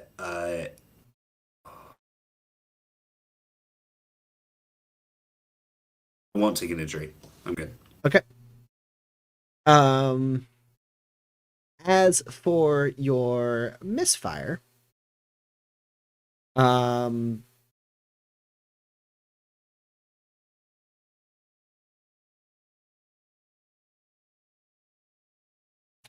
gonna say the shot will knock one of your melee weapons that you've acquired out of your hand and down the hall. If you want to reacquire it, you have to spend a quick action to do so. Which one? Whichever one. I'll let you choose. Right. The tempered one goes screaming down the hall. Yeah. So he like shoots a burst, and you weren't quite ready for it, and you like pull up, and like it like hits you in the side and like grazes your shoulder, and like you twist in pain with that shot, and like you just lose your grip on that one, and it clatters down ahead of you.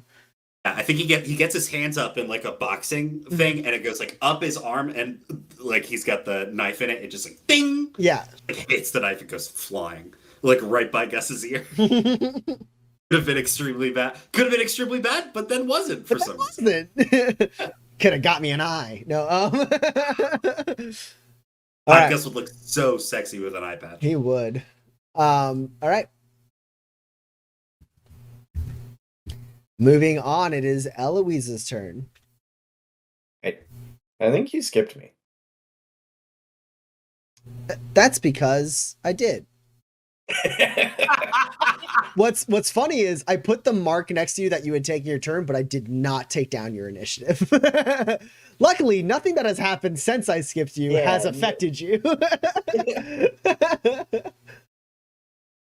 Yeah, you're still sitting there at 11 initiative, but everyone else around you is way lower because I never took down your initiative.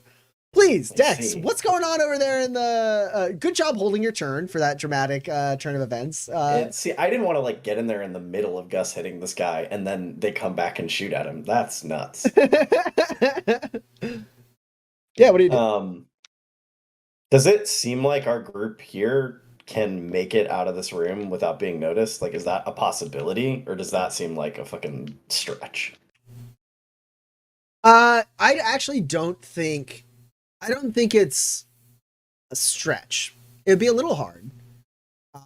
But you have a clear path that Lucille marked out for you. So you have the benefits of her sneak. These guys, I guess the hard part would be you would need Porter, Parappa, and Jess to do that. They are going after you. Oh, yeah, sorry. I know I can make it out of this room undetected. Hey, Oscar's not on this list. Hey, Oscar. Roll initiative, bro. Okay. You got a lot going on over there, Tommy. I respect the hell out of you for running this. It's okay. Oscar also goes after you. So that worked out nice. Though he technically would have gone between Gus and this other guy. So Oscar's also been holding his turn. He's watching to see what you're doing. But yeah, basically everyone who's still in this actual room, because Lucille and Arthur already left,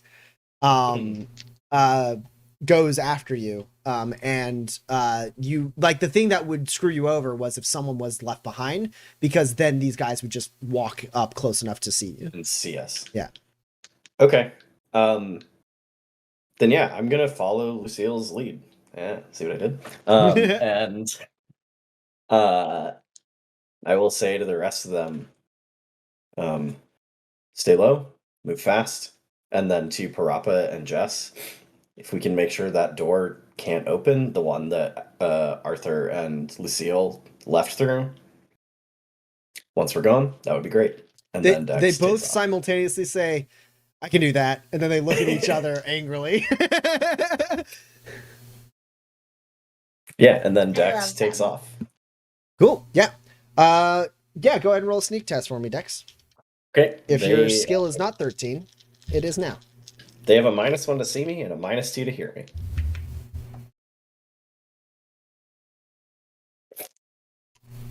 They have an 8.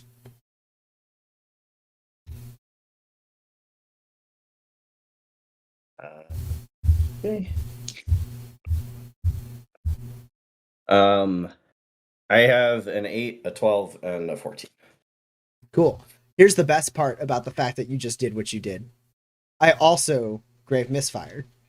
So what happens is, at that exact moment, as you give the command and you make the move, by pure luck, one of the like steam valves on the other side, up high away from the rest of you, lets out a release, and they both look that way.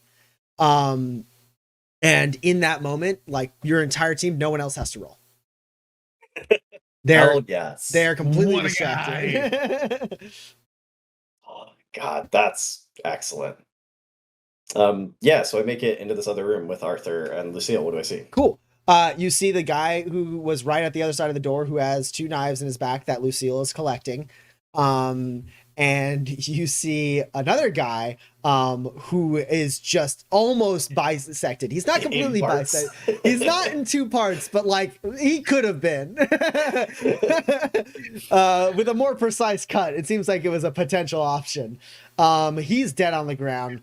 And they have and Arthur's moved up to another door, axe at the ready, watching you. The rest of the room, this is like a little like entry room. It's got like a table. It's not quite a kitchenette, like kind of like a little, but it is like a little like recreational room.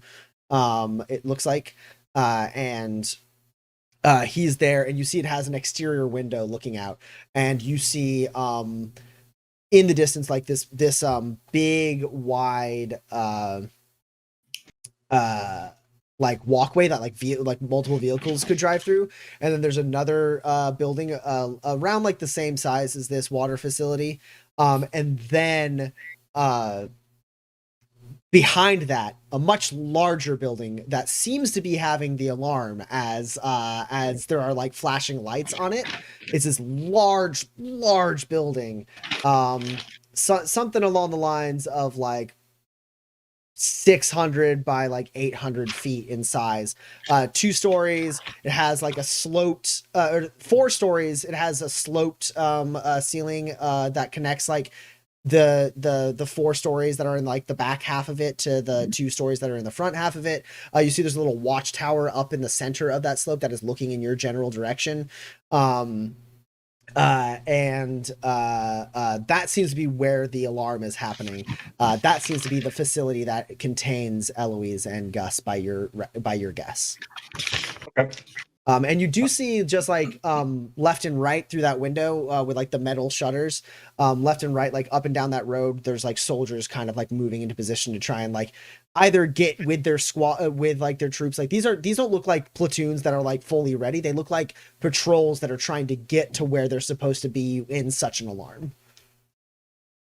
Okay.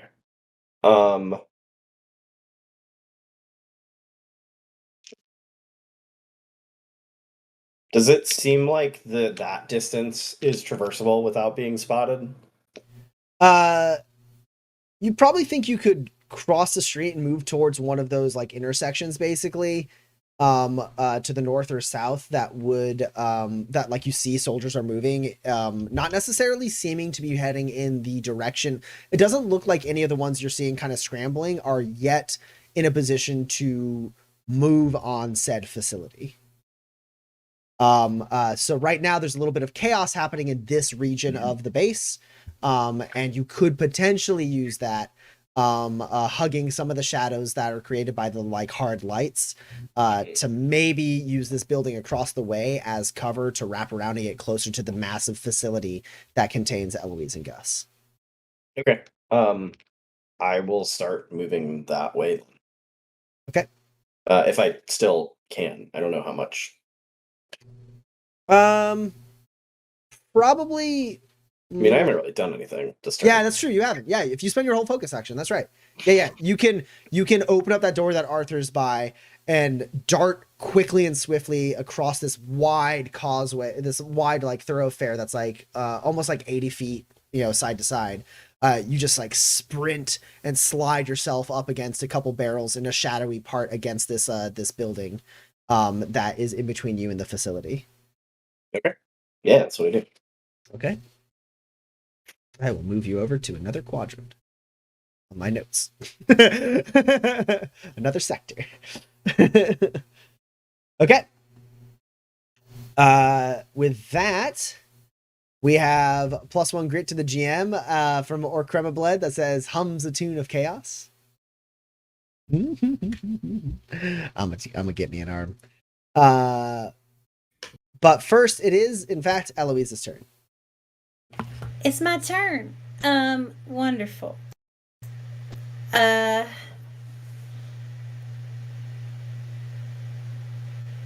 Gosh, I really don't want to. I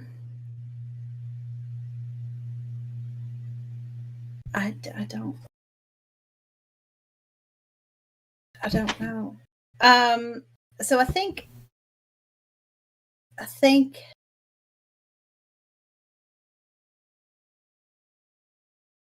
I don't have it. I don't know.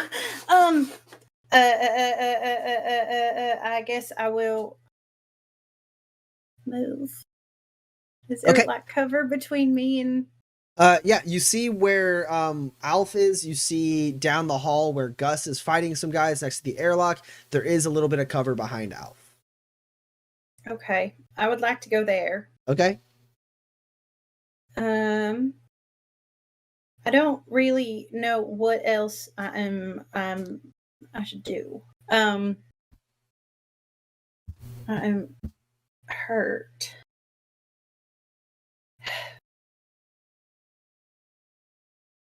Neither of these guys we came across had shields, do they? No.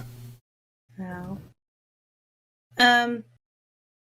Oh, can I maybe try and open the door, or do we not want the door open? The door that's behind the guy who shot Gus? Oh, I thought he ran away. Okay, my mistake. Yeah, no, I guess I move up into cover and I guess I just move up to cover. Okay, you're just gonna take cover? Yeah. Okay. Yeah, you can get moderate cover from the guy who shot Gus down the hall. Okay. I'll take it. Porter, it's your turn. I am among the last of the people to leave the room, right? Yeah. Parappa and Jess are basically going around the same time as you. Yeah, I'll help them lock the door as much as possible. I had the thought of booby trapping it, but I don't think it's worth the effort at this point since Okay. we're trying to move as quickly as possible. Okay, yeah. So you can move through. They're right behind you. You see that Dex has opened up the door and darted across an open like thoroughfare to press up and to cover against a building opposite. You too see the giant facility that is flashing with lights, indicating that it is the one that has the alarm going off. Mm-hmm. I'll follow him then. Okay, cool. If you use your whole focus action, you can keep up with Dex. Good. Parappa and Jess presumably followed Dex's orders, but no one is there to see. They Also, make out. McCoy came with, right? Yeah, Oscar follows too. Okay.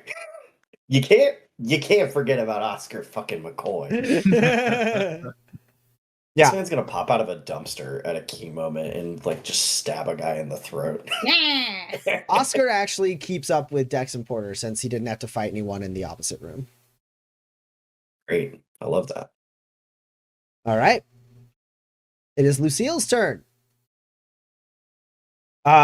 She darts out of the room as well, into the thoroughfare. Doesn't quite run up with you, Dex. Instead, she rushes north. To get a little bit further as she gets to the corner.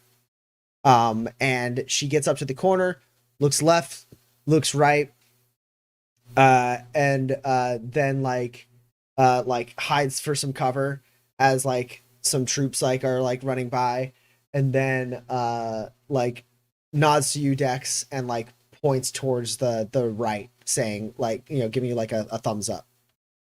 Okay. I nod. I love that she looked both ways before crossing the street.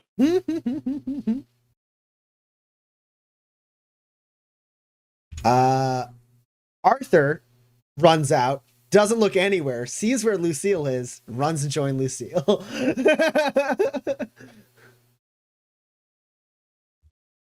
This is a wonderful team we've assembled. I hope they make out too. I want everybody to make out. At the end.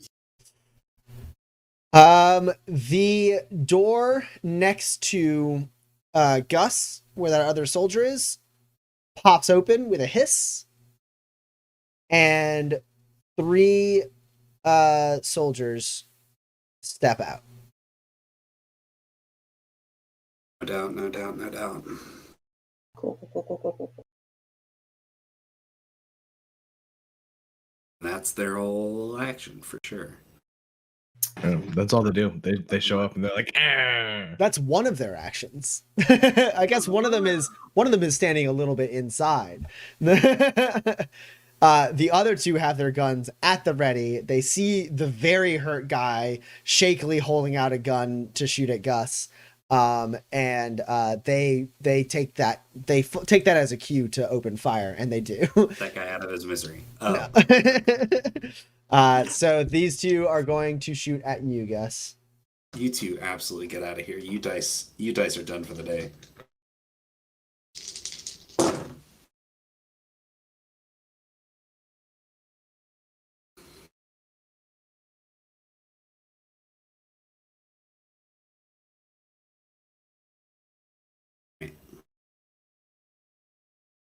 A 14. All right. I do not beat that. Next attack.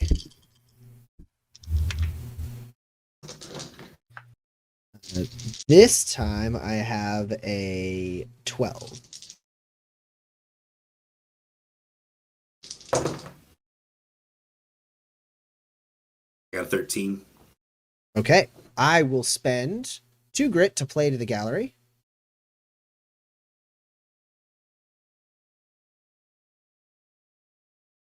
So Gus, you get a grit.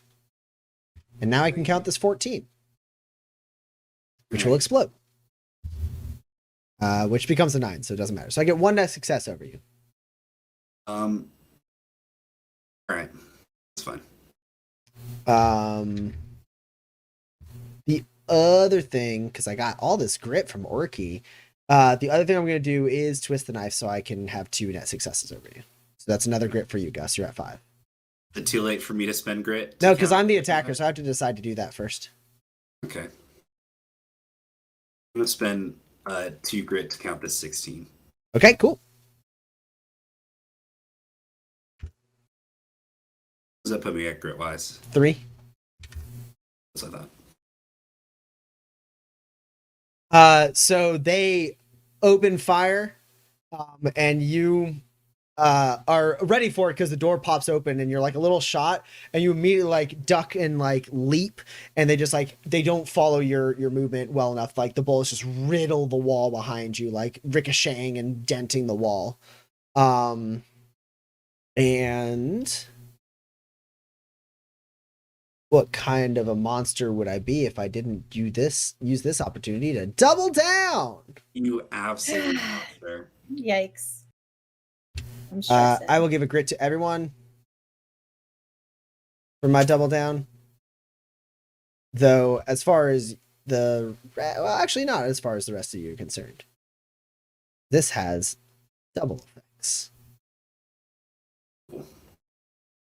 Okay. First thing is, these two guys are going to shoot at Gus again. Yeah. And then the third guy who had spent his turn previously opening this door is also going to shoot at you. So you got 3 guys shooting at you, Gus. Great.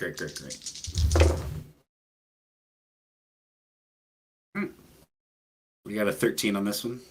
Okay. I'm not going to spend grit to play to the gallery, though I could, but I'm not going to. Would it make it? It would have made it a 14. I would have spent grit. I would have played to the gallery right back to make it count to 15. All right. Our game of cat and mouse time. The second attack coming at you. This one's a 12.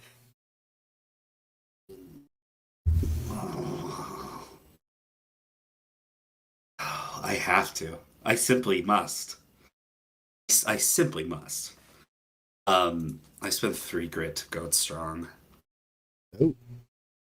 And I can count this 16. Okay. That one Otherwise, whiffs.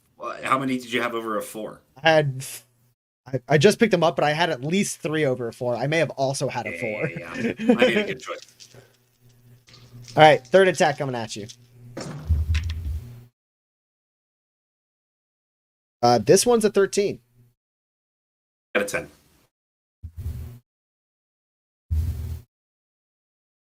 Oh wait, I can reroll that. Okay. I have an 11. Okay, well, I still have 3 successes over an 11. Jeez. So, because why not? I will spend grit to punch it. Do you want the most beloved character of this damn season to survive, Tommy? So that I can count. Alf Ralston. So that I can count all 3 of these successes over you. Punch it is 3 grit, 2 grit. Grit. Punch it is 3. 3. Okay.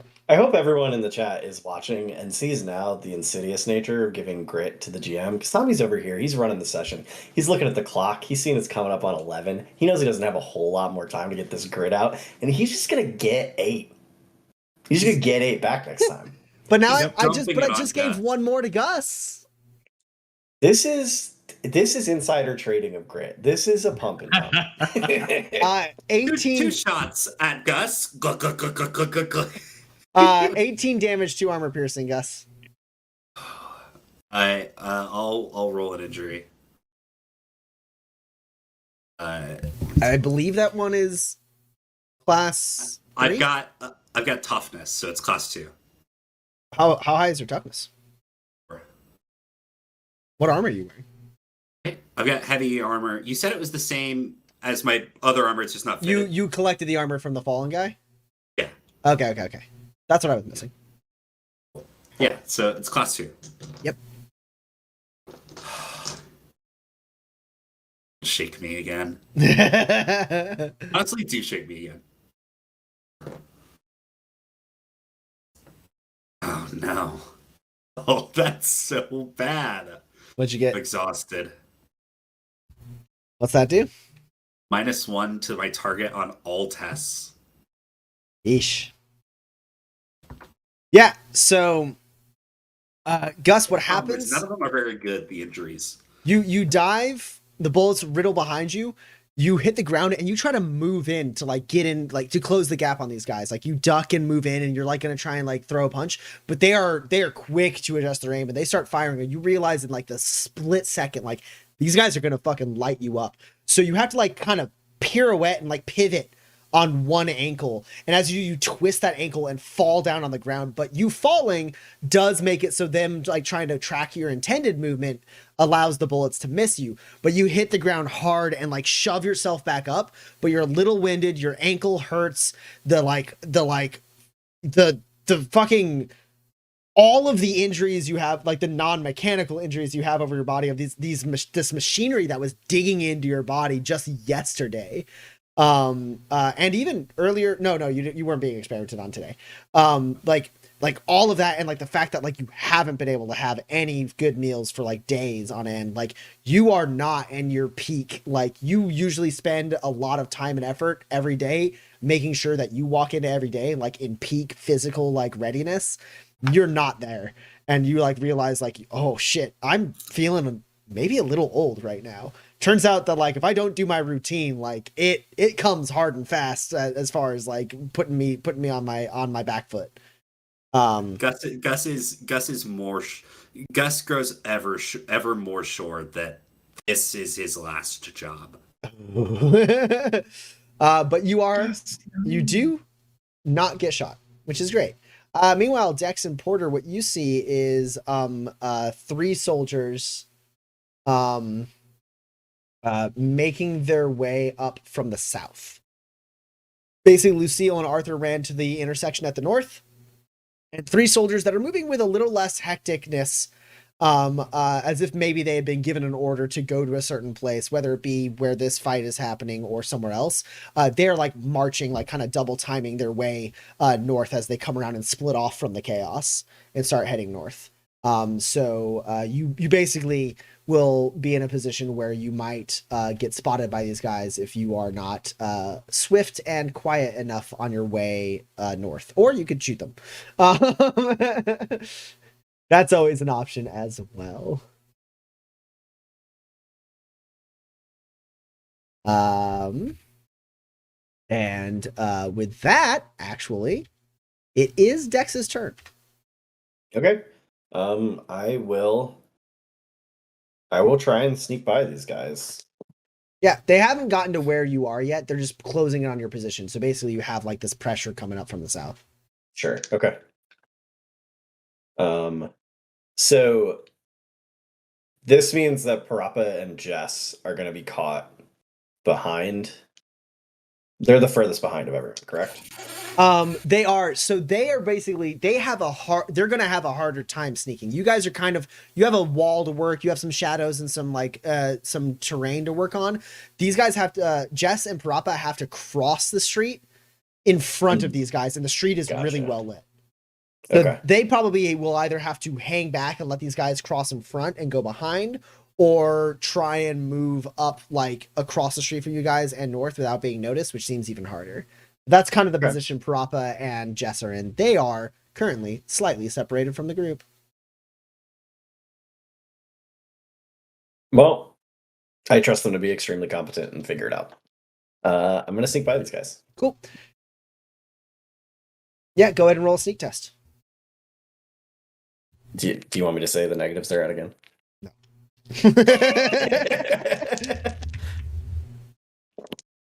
Oh, God. What was the point of this test? I have a 2. Man, you know what's wild? So I have a 17, which did explode, but I didn't have anything else that was higher than a 7, but I do have 5 net hits. Yeah, you can even pass if you want. So basically you get up to where Lucille and Arthur are. You like quickly dart, like Porter, you like make eye contact with Oscar. You look across the street, you see Jess and Parappa both moving up to the door and like looking through the window and seeing this like troop coming up from the south. And then you look back and like Dex is already like 15 feet ahead of you, heading north swiftly, like jumping over like cover like a cat, like not making any noise. He catches up with Lucille and Arthur, and Lucille is looking at this it's not like a wall that people can stand on, but it is a wall that is built around this facility. But what you do see is like just right there on the northwestern corner of that wall, you can kind of see the structure of like kind of an airlock gatehouse type situation. Mostly because there's lights flashing on it. And Lucille turns to you and goes, "What's the plan then?" Only a little bit more time. And Arthur actually goes, "There's only a little bit more time before this chaos settles into an unsettling amount of order." Can I spot any other way into this building we're trying to get into? This wall is scalable by you. Okay. Probably Lucille too. Anyone else? Like, it's not like it's mostly a wall that's supposed to like just force movement through that gatehouse, but definitely is not like at the same structural level as the exterior walls of this facility. So you and Lucille could easily make it over this. You know that. Others might as well. It's a little tall, so they would need to use like gear or something along those lines. You don't know what's on the other side of the wall as far as like entry points to the facility, but you do know that you could easily scale that wall and get on the like what it looks like. We could approach the gatehouse from the other side. Yeah, the wall looks like it kind of gives a small courtyard around the facility, basically. Okay. Yeah, I will look at Lucille.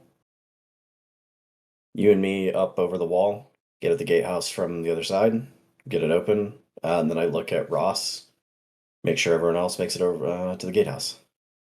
Can do. You just start. You make sure you are nice and loud when I'm allowed to use old Bessie here. And he taps his machine gun.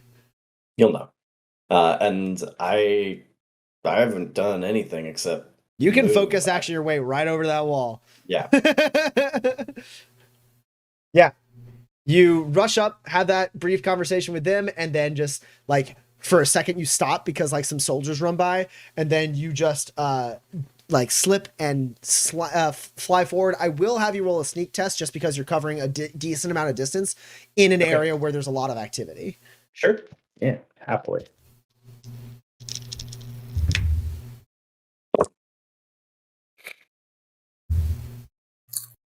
You're only up against a 9. I have 4 net hits over 9. Cool. Yeah.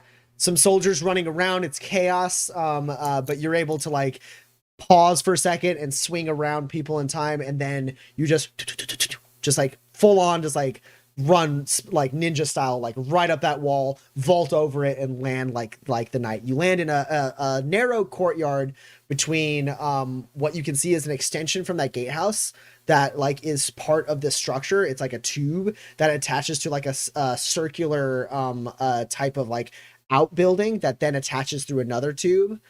No windows on any of that. Only windows on this thing are up high. The ground level has 0 windows at all. And actually, I guess from your slope, there's no windows on, from your angle, there's no windows on anywhere because that sloped building, that sloped like part of the ceiling or the roof has no windows. The only part that has like an entry point that you can see immediately from your position is that little like tower that's built into that slope in the dead center of the building.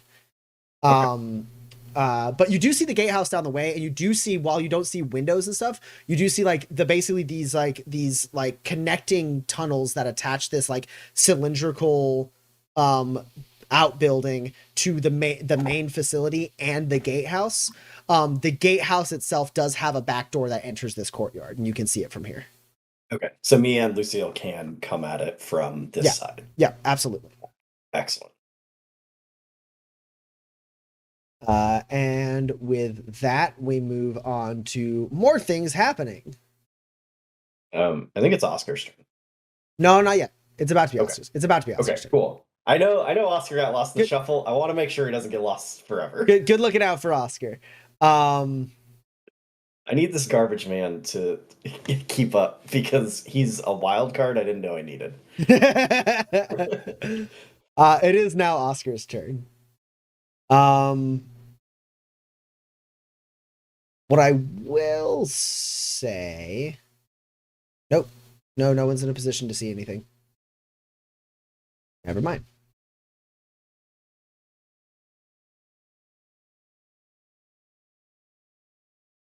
Okay. More things happen off of screen, and now it's Oscar's turn. Oscar is going to look at you, Porter, and go, all right, we follow him, right? Yep, that's the way to go. All Take right. it easy, take it slow. And he starts making his way towards Lucille. Let's see if he gives up himself. That is not the best of rolls, Oscar. That is not the best of rolls. Let's see. I got some grit. I'll spend 2 grit to bamboozle whoever's trying to see Oscar. Okay.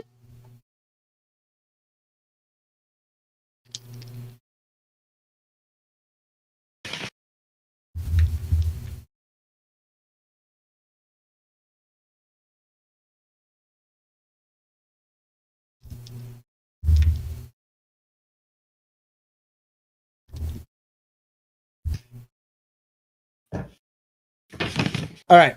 So Oscar runs forward ahead of you, Porter. He leaps over some of the same cover that Dex did.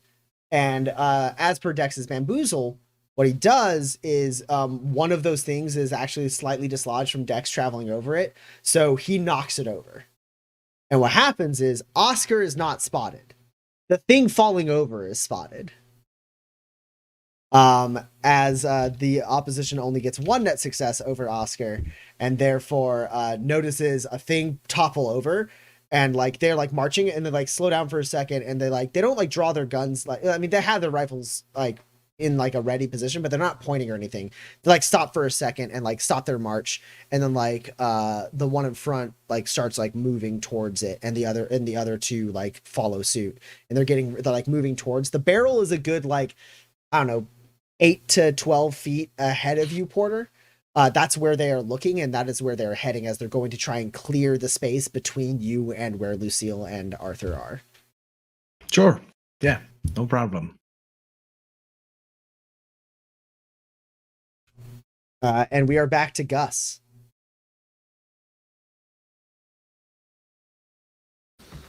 Help! Let's go find some help. And Gus starts to book it back down the hallway they came from. Okay, running from the 4 remaining soldiers in the airlock. Yeah. Do we think it's safer back down the hallway? Why does Gus think it could potentially be safer? I mean, there's some more cover that way, but that leads further into the facility, and you know that the only exit that Alf knows of is through this airlock.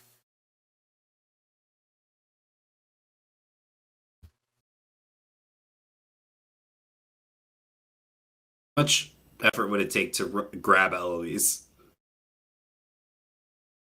Well, you have to run back to where she was. And assuming she didn't resist, I would at least put it at a quick action to pick her up, but then any other movement would require at least a quick action to get somewhere else. What about this? Can I use my free unarmed attack as a grapple? Okay, it's still a quick action to continue moving after picking her up. But it's a free. That one's free, though. No. Fist of Fury will allow you to grapple her without it being a quick action to pick her up. All right. Because Alf goes round now too, right?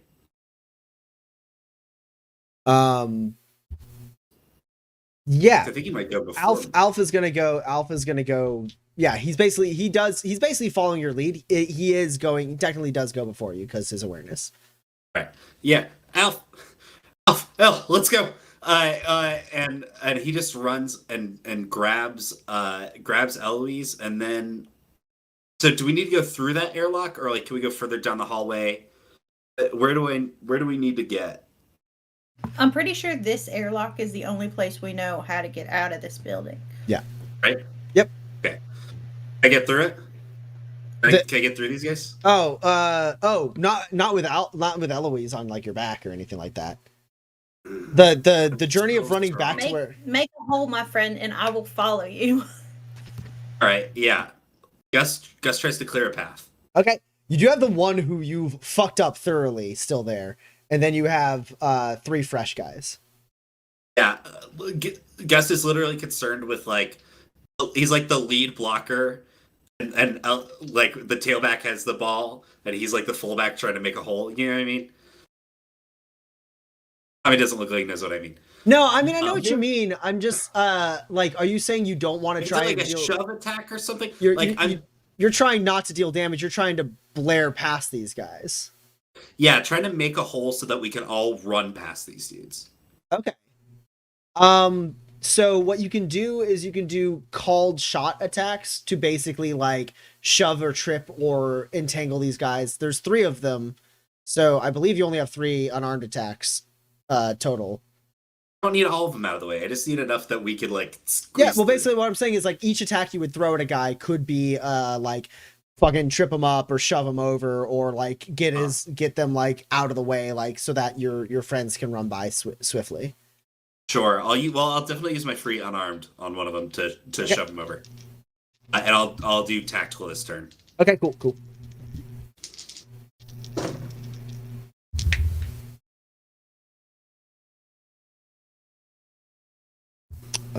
You are up against a 10. Assuming this is not the guy who's very hurt. You're trying to like focus on the guys who are in the actual like airlock. Yeah. Sure. I don't think I've got anything that gives me a +1 skill, which is unfortunate. So I can't count this 17 because my dang injury. Fine. I can still count these 11s. Okay.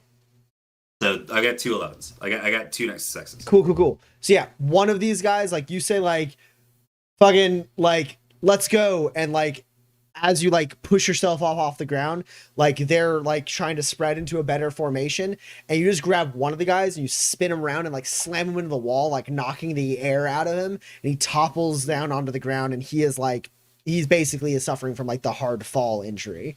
As far as like he is down and unable to move for a turn, as he's like and I'll do that to another one as well. Okay, cool.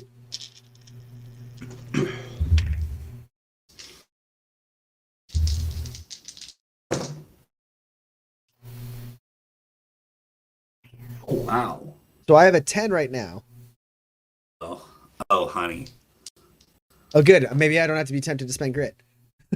No, be tempted to spend grit. Absolutely be tempted to spend grit. Spend grit right now if you want. What's your height? It's a 16. I don't spend grit. Right. So I don't know if I'm limited by accuracy. Well, my accuracy is 4. I mean, it doesn't matter. I've got 2 16s and 2 15s. Okay, cool. Yeah, same thing. Like you slam that guy up, and then the other guy's like trying to swing because you moved way too quick. And you like shoulder check this guy like an illegal tackle, like fucking slam right into him, and he like knocks up his like jaw, like slamming shut. You think maybe he chipped a tooth, as he like flies back, like completely concussed, like toppling over some of the like machine or some of the consoles here, like, and rolls off of it like very dazed, very confused, and temporarily a little incapacitated. Cool. And Gus starts to run through the opening that he's hopefully created at this point by knocking 2 guys straight on their ass. He yells, "Come on, L, leave him cold!" And he runs through. Okay, so you got 4 guys. The one that's really fucked up, and then the 3 fresh guys. You have successfully super slammed into 2 of those fucked up guys, or those fresh guys.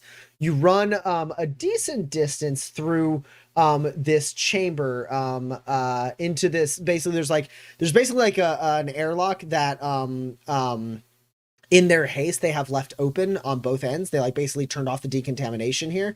So you run into this cylindrical like room, this large facility that is open. It's roughly like 150 feet in diameter.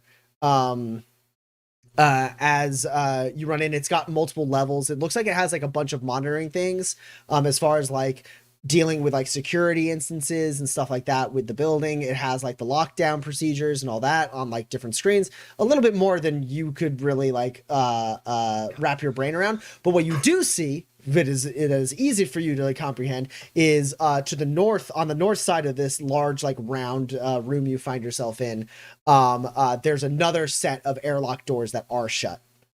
And you can make your way all the way to there. Opening them is beyond your capability at the moment, but you can definitely rush your way up there. I'm good. I don't want to do it. I would like to try to get behind cover just in case. I'm okay with that because you didn't use one of your attacks could have been your free melee attack, so you can definitely jump into moderate. You can jump into excellent cover from the airlock you just ran out of. Moderate cover if they spend time to like get into one of these elevated positions to shoot down at you. Sure. That sounds great. So yeah, you like yeet yourself over like a station and like land down, like knocking a chair, like breaking an office chair as you do. Oh, yeah. And now Alpha's gonna go.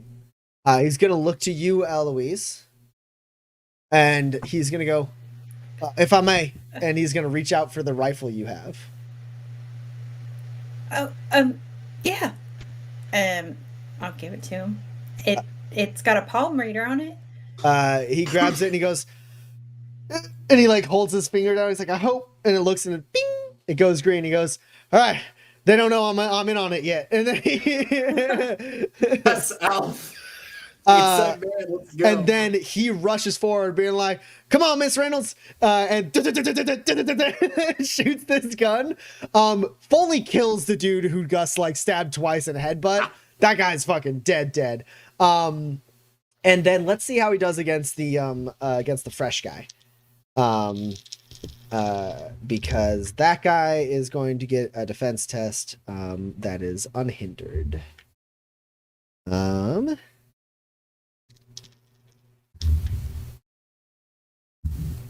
Okay. He hits that guy a bit. Doesn't do anything to like really slow him down besides giving him negative penalties and stuff like that. But it's something. Something.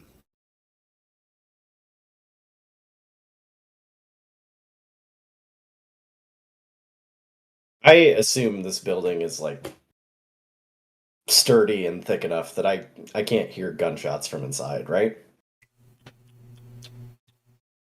Yeah, I also think I'm pretty far away from where they're happening. You given are, that also they're yeah, inside. yeah. I think if they were where Gus is right now and Alf was firing in the way he was firing, there'd be a chance. But they are a little too far inside the facility.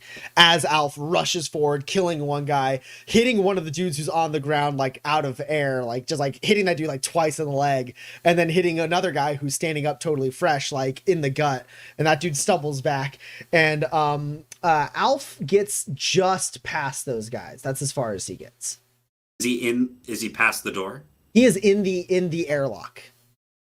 So there's the two doors in the decontamination airlock.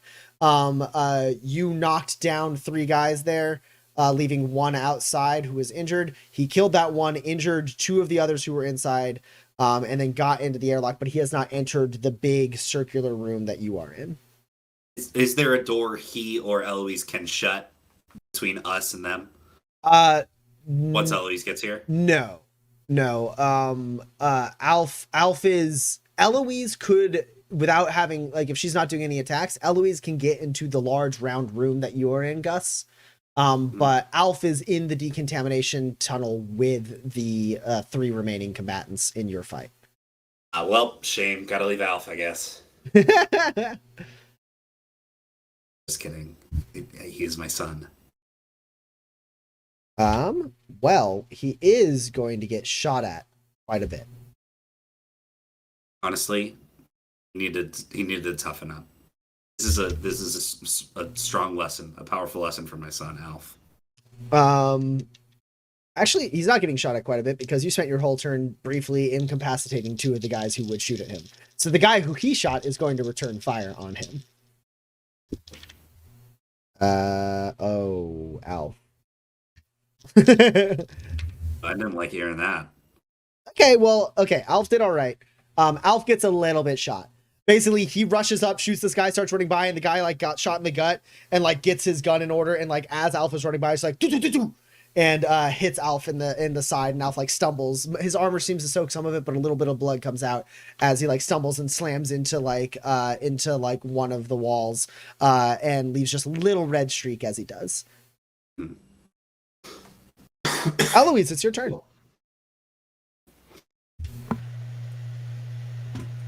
Okay. All right.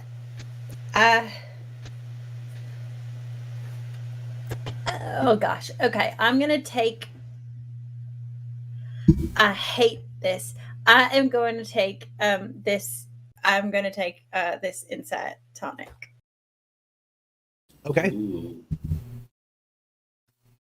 I'm going to take this insight tonic. Cool. Your insight attribute goes up by 1. Your maximum shine goes up by 2, and your current shine goes up by 2. I would like to run not as far as I can, but as far as I can, and like without using up my focused action. Wait, before I do any of this, I want to. Do I think I could fucking? I weigh like 4 pounds, but could I like shoulder check Alf Ralston into this room if I ran straight at him? It would take a focused action for you to tackle Alf through the decontamination and into the other room, but you could do it. But I could do it. Yeah, because he's not gonna resist you. It's an unopposed test. Like, he will see you running at him, he will be confused, but also he's not gonna like fucking like dodge or like punch you or anything like that. He's just gonna be like, ah, and you're gonna grab him and eat him with yourself. Like, you could catch up with Alf, you could spend a focus action, and the two of you could land on the other side of the decontamination tube. Okay, cool. I would like to do that. You do that. I don't take the tonic. Okay, you do not take the tonic. I don't take the tonic. I just get up and like. Yeah. You start running. There's 2 people down on the ground groaning. There's a guy who just shot Alf. You run right past that guy. Alf kind of like bounces off of the wall, like clutching his wound, and sees you and it's like, Miss Reynolds! And then you grab him and like tackle him through the other door and land in the big. I think we full on like do the romantic comedy like Yeah. You land like right on top of him, like nose to nose. Right. He's like, I'm sorry. And then I would like to double down. Okay, Eloise, you double down. And I would like to stand up and I would like to short circuit this door we just came through. Okay, so it shuts. That's going to be a technology roll. It is unopposed. This is some pretty advanced tech. I will put it at a -4. Okay. Well, I don't have any grit, so good old fashioned Star Wars goodbye. Yeah. Yeah. Eloise, why don't you just shoot it? The gun won't listen to me. Okay. All right. Well, I roll 5 dice, so at a -2 and then a -4, so that's a total of -6. I'm rolling for 7s. What is this one? It's not freaking inked yet. Okay, well, that's a 6. And that's a 7. So that explodes into a 5. That's all I can do. I have 3 successes. Okay. So it's fine. I don't assume there's anything else you want to do on your turn, but this will take your whole turn. I want to shut the door and I want it to stay shut until they force it open with like the jaws of life. I mean, yeah. That was the thing. It was just it's gonna take you a whole focused action to do so. That's fine. That's what I assume. So you rush over, like you push up off of Alf. He's like, ah, ah, ah, as you push up off of his like where he got shot. You turn the like one guy is like pulling up one of his like allies to try and get him in the fight. The other one is like starting to pull himself up over that console he like fell over. You rush up. The one who like got shot a little bit by Alf sees you, gets ready to like line up a shot as he like lets go of the guy who like stumbles into the wall. He tries to bring his gun to bear because he thinks you're coming at him, and instead you slam up against the wall. And you don't have tools or anything. And so what you do is like you just like in the heat of the moment like are able to not rip the panel like straight off, but you crack it. and then you jam your hand into this thing, and I'm gonna make you take 1 direct to hit point damage as you rip out some circuitry and get like it's a mix of your hand getting a little mangled and you getting a little bit electrocuted as this fortified door just and then the computer goes decontamination error right next to you, and as you kind of stumble back a little electrocuted, you just press a button and it goes silent.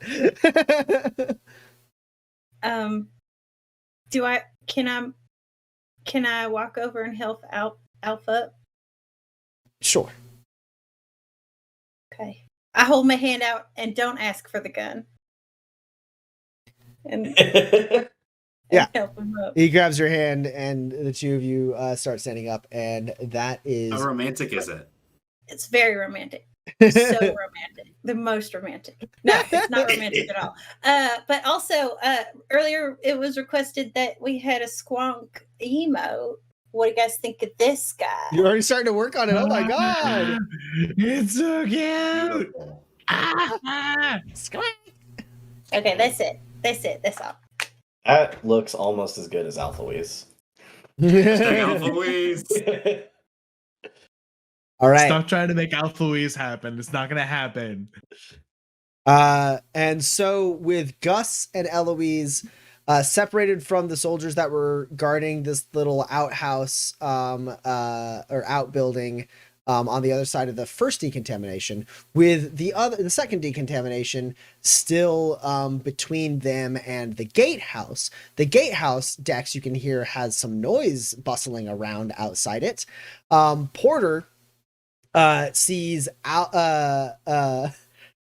Arthur and Lucille and Oscar far to the north of him down the road, a good like 80 to 100 feet north of him, and then a good 80 to 100 feet south of him, a troop of soldiers is slowly approaching an area very close to him, while his other two companions, Parappa and Jess, watch, seemingly unsure how they can possibly help from across the way, as Porter is being pushed upon and isolated.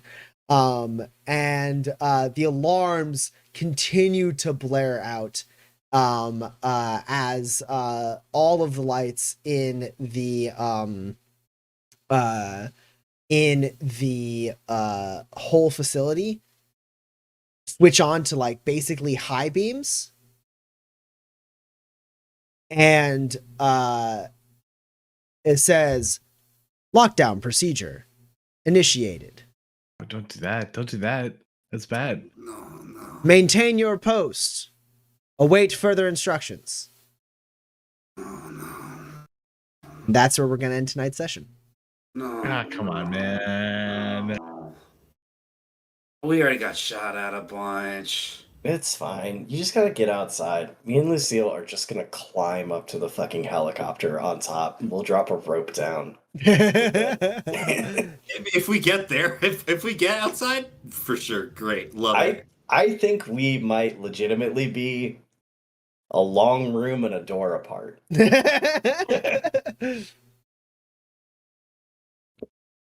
I'm about to ask Alf if any of these walls are external and just Kool-Aid man my way outside. Why we hired Parappa. You're telling me these two fucking tinkers, they're over there, they're together, they got all their fucking cubes and omni tools, and they're like, oh no, how do we help? Well, I've played the guy with all the bombs, Tommy. You always have a way to help. You haven't gone loud yet. Parappa doesn't know how to help. Parappa's got two modes: little acid vial to get through small areas, and big boom go boom. Oh, maybe we're getting close to the time. yeah, it's about that time. All right.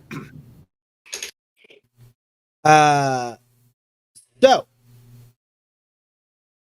we got some questions in the Discord. We're moving into the Q&A section of tonight. If you have any questions about the game, about the players, about the characters, about the campaign, about the previous campaign, about anything, throw it in the chat. We will answer it. We're doing Q&A.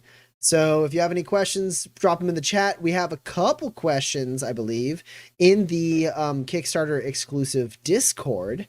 So we're going to start with that. But if you got questions, I love that you put together that squonk emote so quickly. I'm so excited to add that. It's fucking gorgeous.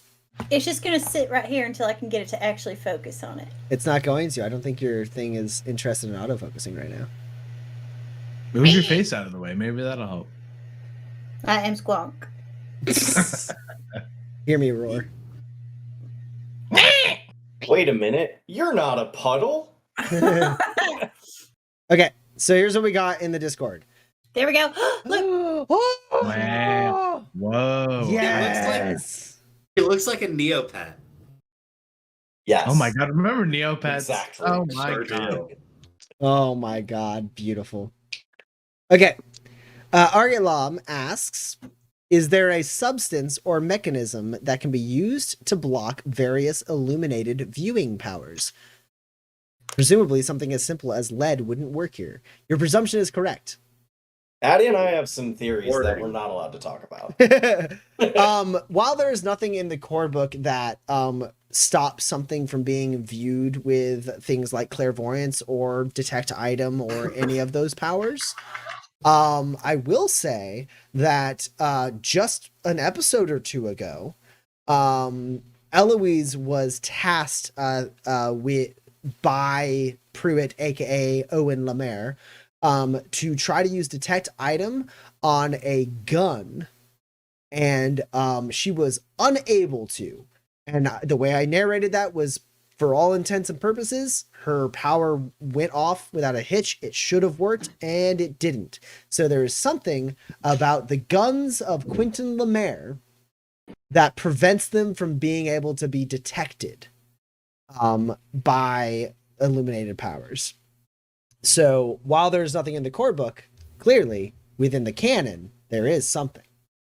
Listen, me and Addie got the direct line. We're sure we got it down. It's the truth that Tommy doesn't want the people to know, and he silenced us. He's silencing us. Because they're wrong. No, it's because we're extremely right, and Tommy can never admit how right we are. He must never. Next up, we have from Argetlam in the Discord, another one of his classic let's build a character in Apex. Not Apex. Let's build a character in Manifest. Sir Hendrik from Dragon Quest 11. I didn't know they got that high. They go very high. They go all the way to the top. Notable traits: wields the heaviest melee weapon, wears the heaviest armor, but can and does make use of dual wielding with smaller swords and axes. Can absorb hits for allies. Is the biggest and the strongest. And apparently, as a young man, he launched a person with the force of one of his attacks. Oh, launched someone into the air during a sparring match. Okay. One pulling his shots very well. No, that's him pulling his shots. That's the point. That's rough. Some say they're still up there in orbit. I mean, that's a brawler with hardiness. It's Yeah. Brawler and hardiness. Yeah, you have You've hardiness, got the you big have melee brawn. ones that are also shields. Yeah, you could You're fine, dual huh? wield heavy shields that are also your heavy melee weapons. You get hardiness, so you're very good at deflecting, and then probably you want awareness for the initiative talents to give you the extra initiative to deflect as much as possible. Yeah, don't tempt me, all right? This guy sounds right up my alley. And then the other one,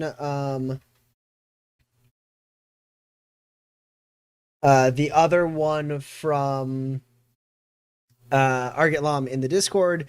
The reason I said Apex is because he asked, let's build Watson from Apex. So brief rundown on Watson in Apex Legends. She is a technical genius who her abilities include being able to recharge the shields of her allies and then also lay down barriers that will electrocute and detect enemies when they pass through them.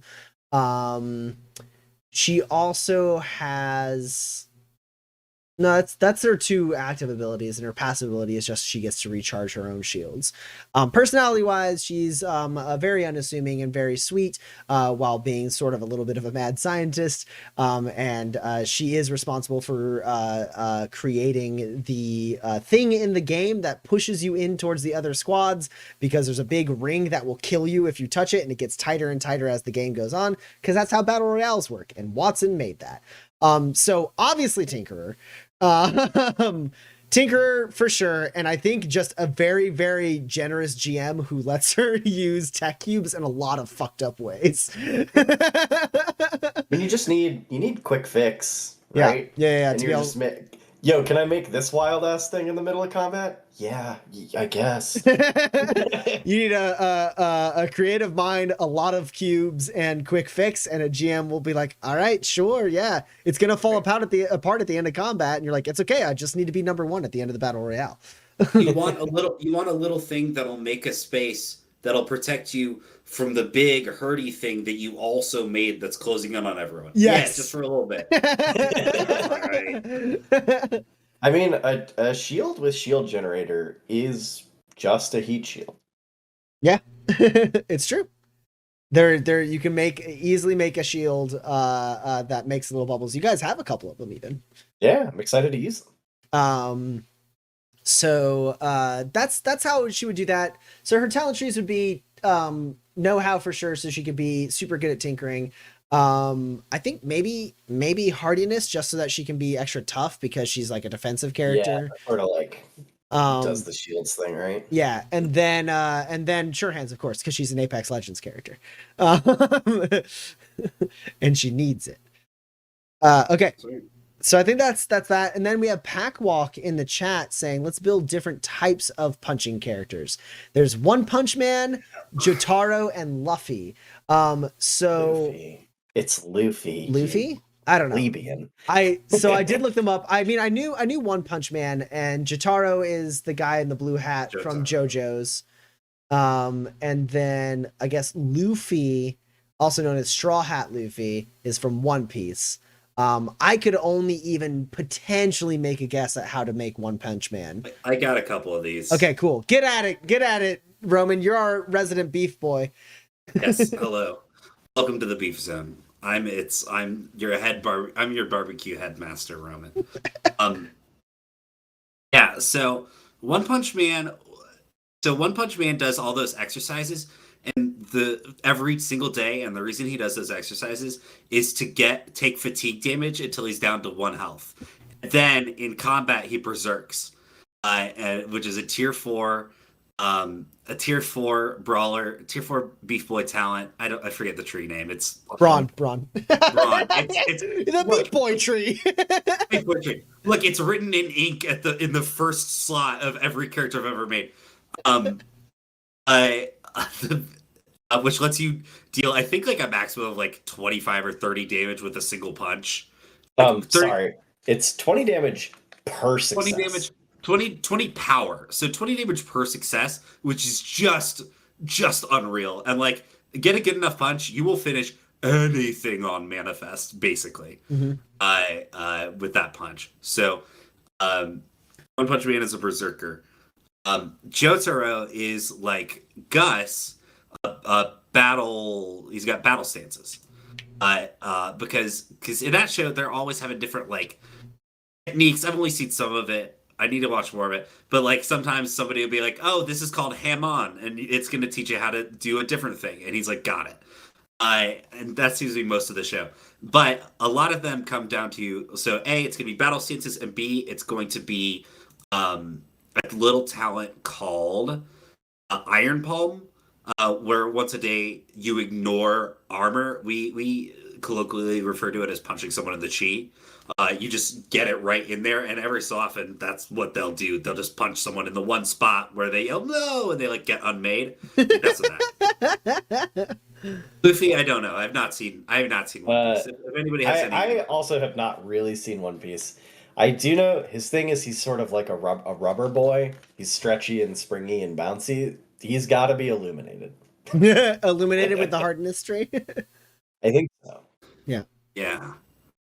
With Hulk and like super jump, Yeah. like all the classic Gus tools. Yeah, this isn't one that was asked, but every time we come up, we talk about the fact that like if you sit at 1 HP as a berserker, you can be absolutely insane. So another thing, One Punch Man definitely needs like fucking adrenaline spike as an illuminated power so that he can get rid of his wound modifiers, and then I think just for good measure, also punch him in the chi.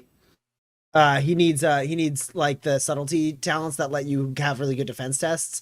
That way he can just like never get hit and then just. Oh, I thought you were gonna say the subtlety talents that let you just once a day hit them as if they didn't know you were there. Oh, sure, yeah. You go all the way down. Who cares about wound modifiers? You go all the way down so that you can get the thing where you do the surprise attack type damage, all the way down to the bottom of the subtlety tree, which is usually meant for like stabbing someone. But once per day, you can do it. Berserking and also. Imagine, a guy's you're just standing there like surveying the Badlands, and then all of a sudden, up out of the shadows, this huge beef boy with a freaking Buster sword, who's mad as hell, and like about to explode, just takes your head clear across the Badlands. I mean, that makes it 25 damage per power, right? At that point, or no, even more because the other talents in that row and subtlety make it even stronger. I believe it is 26 power. 26 damage per net success. And if you've taken everything to really make this line up, you also just ignore their armor and they don't get a defense test. You explode them. It's 130 damage straight to hit points. The character haunts Gaorao. Like they're nuts. Yeah, the other thing that always pops up in my mind whenever we're talking about Berserker and how good it is to sit at 1 HP is the idea of making the Bane character who has toxins and tonics. So that way he can use a bunch of toxins to get his hit points exactly to 1, beat the shit out of some people, and then use a bunch of tonics to heal back up so that he can take a punch, and then use a bunch of toxins to... It's like, it's so expensive. You're Beef Moira from Overwatch. Yeah! Beautiful. All right, so that's all the questions we have in the chat. That's all the questions we have in the Discord. So we are going to wrap it up here tonight. We're going to be back on next week at 8 p.m. Central Time on the 16th. And we'll see if our intrepid drifters can find their way back together. And then also find their way through the many soldiers that stand between them and freedom. I think literal thousands of soldiers. Yeah. In episode like 8 or 7 or something, when I introduced the 108th Maneuver Enhancement Brigade and Brimstone Garrison, which they call home, I did say it is about 5,000 soldiers. Yeah, but there can't be 5,000 people between us and this helicopter at the top of the tower at the building where the I mean, they're spread out over a large amount of distance. Yeah, but then they're gonna like World War Z climb up each other to get up to the helicopter. I believe fully 4,000 of them are a kilometer away. All right. That is it. We are done. We will see you all next week. Thank you all so much. Thank you for all the bits. We're at 52% in the bit goal. Holy fuck. Thank you for the hype trains. Thank you for the grit. Thank you for the chatting. Then we got Packwalk with 300, Orky with 100. Oh my god, you guys are great. Laura and Ryak, of course, going fucking nutso bananas at the beginning with 10,000s and 5,000s. Y'all are crazy. We love you guys. We love you guys, and we're gonna see you next week. Thank you all so much for watching. Bye-bye. Bye-bye now. Bye-bye.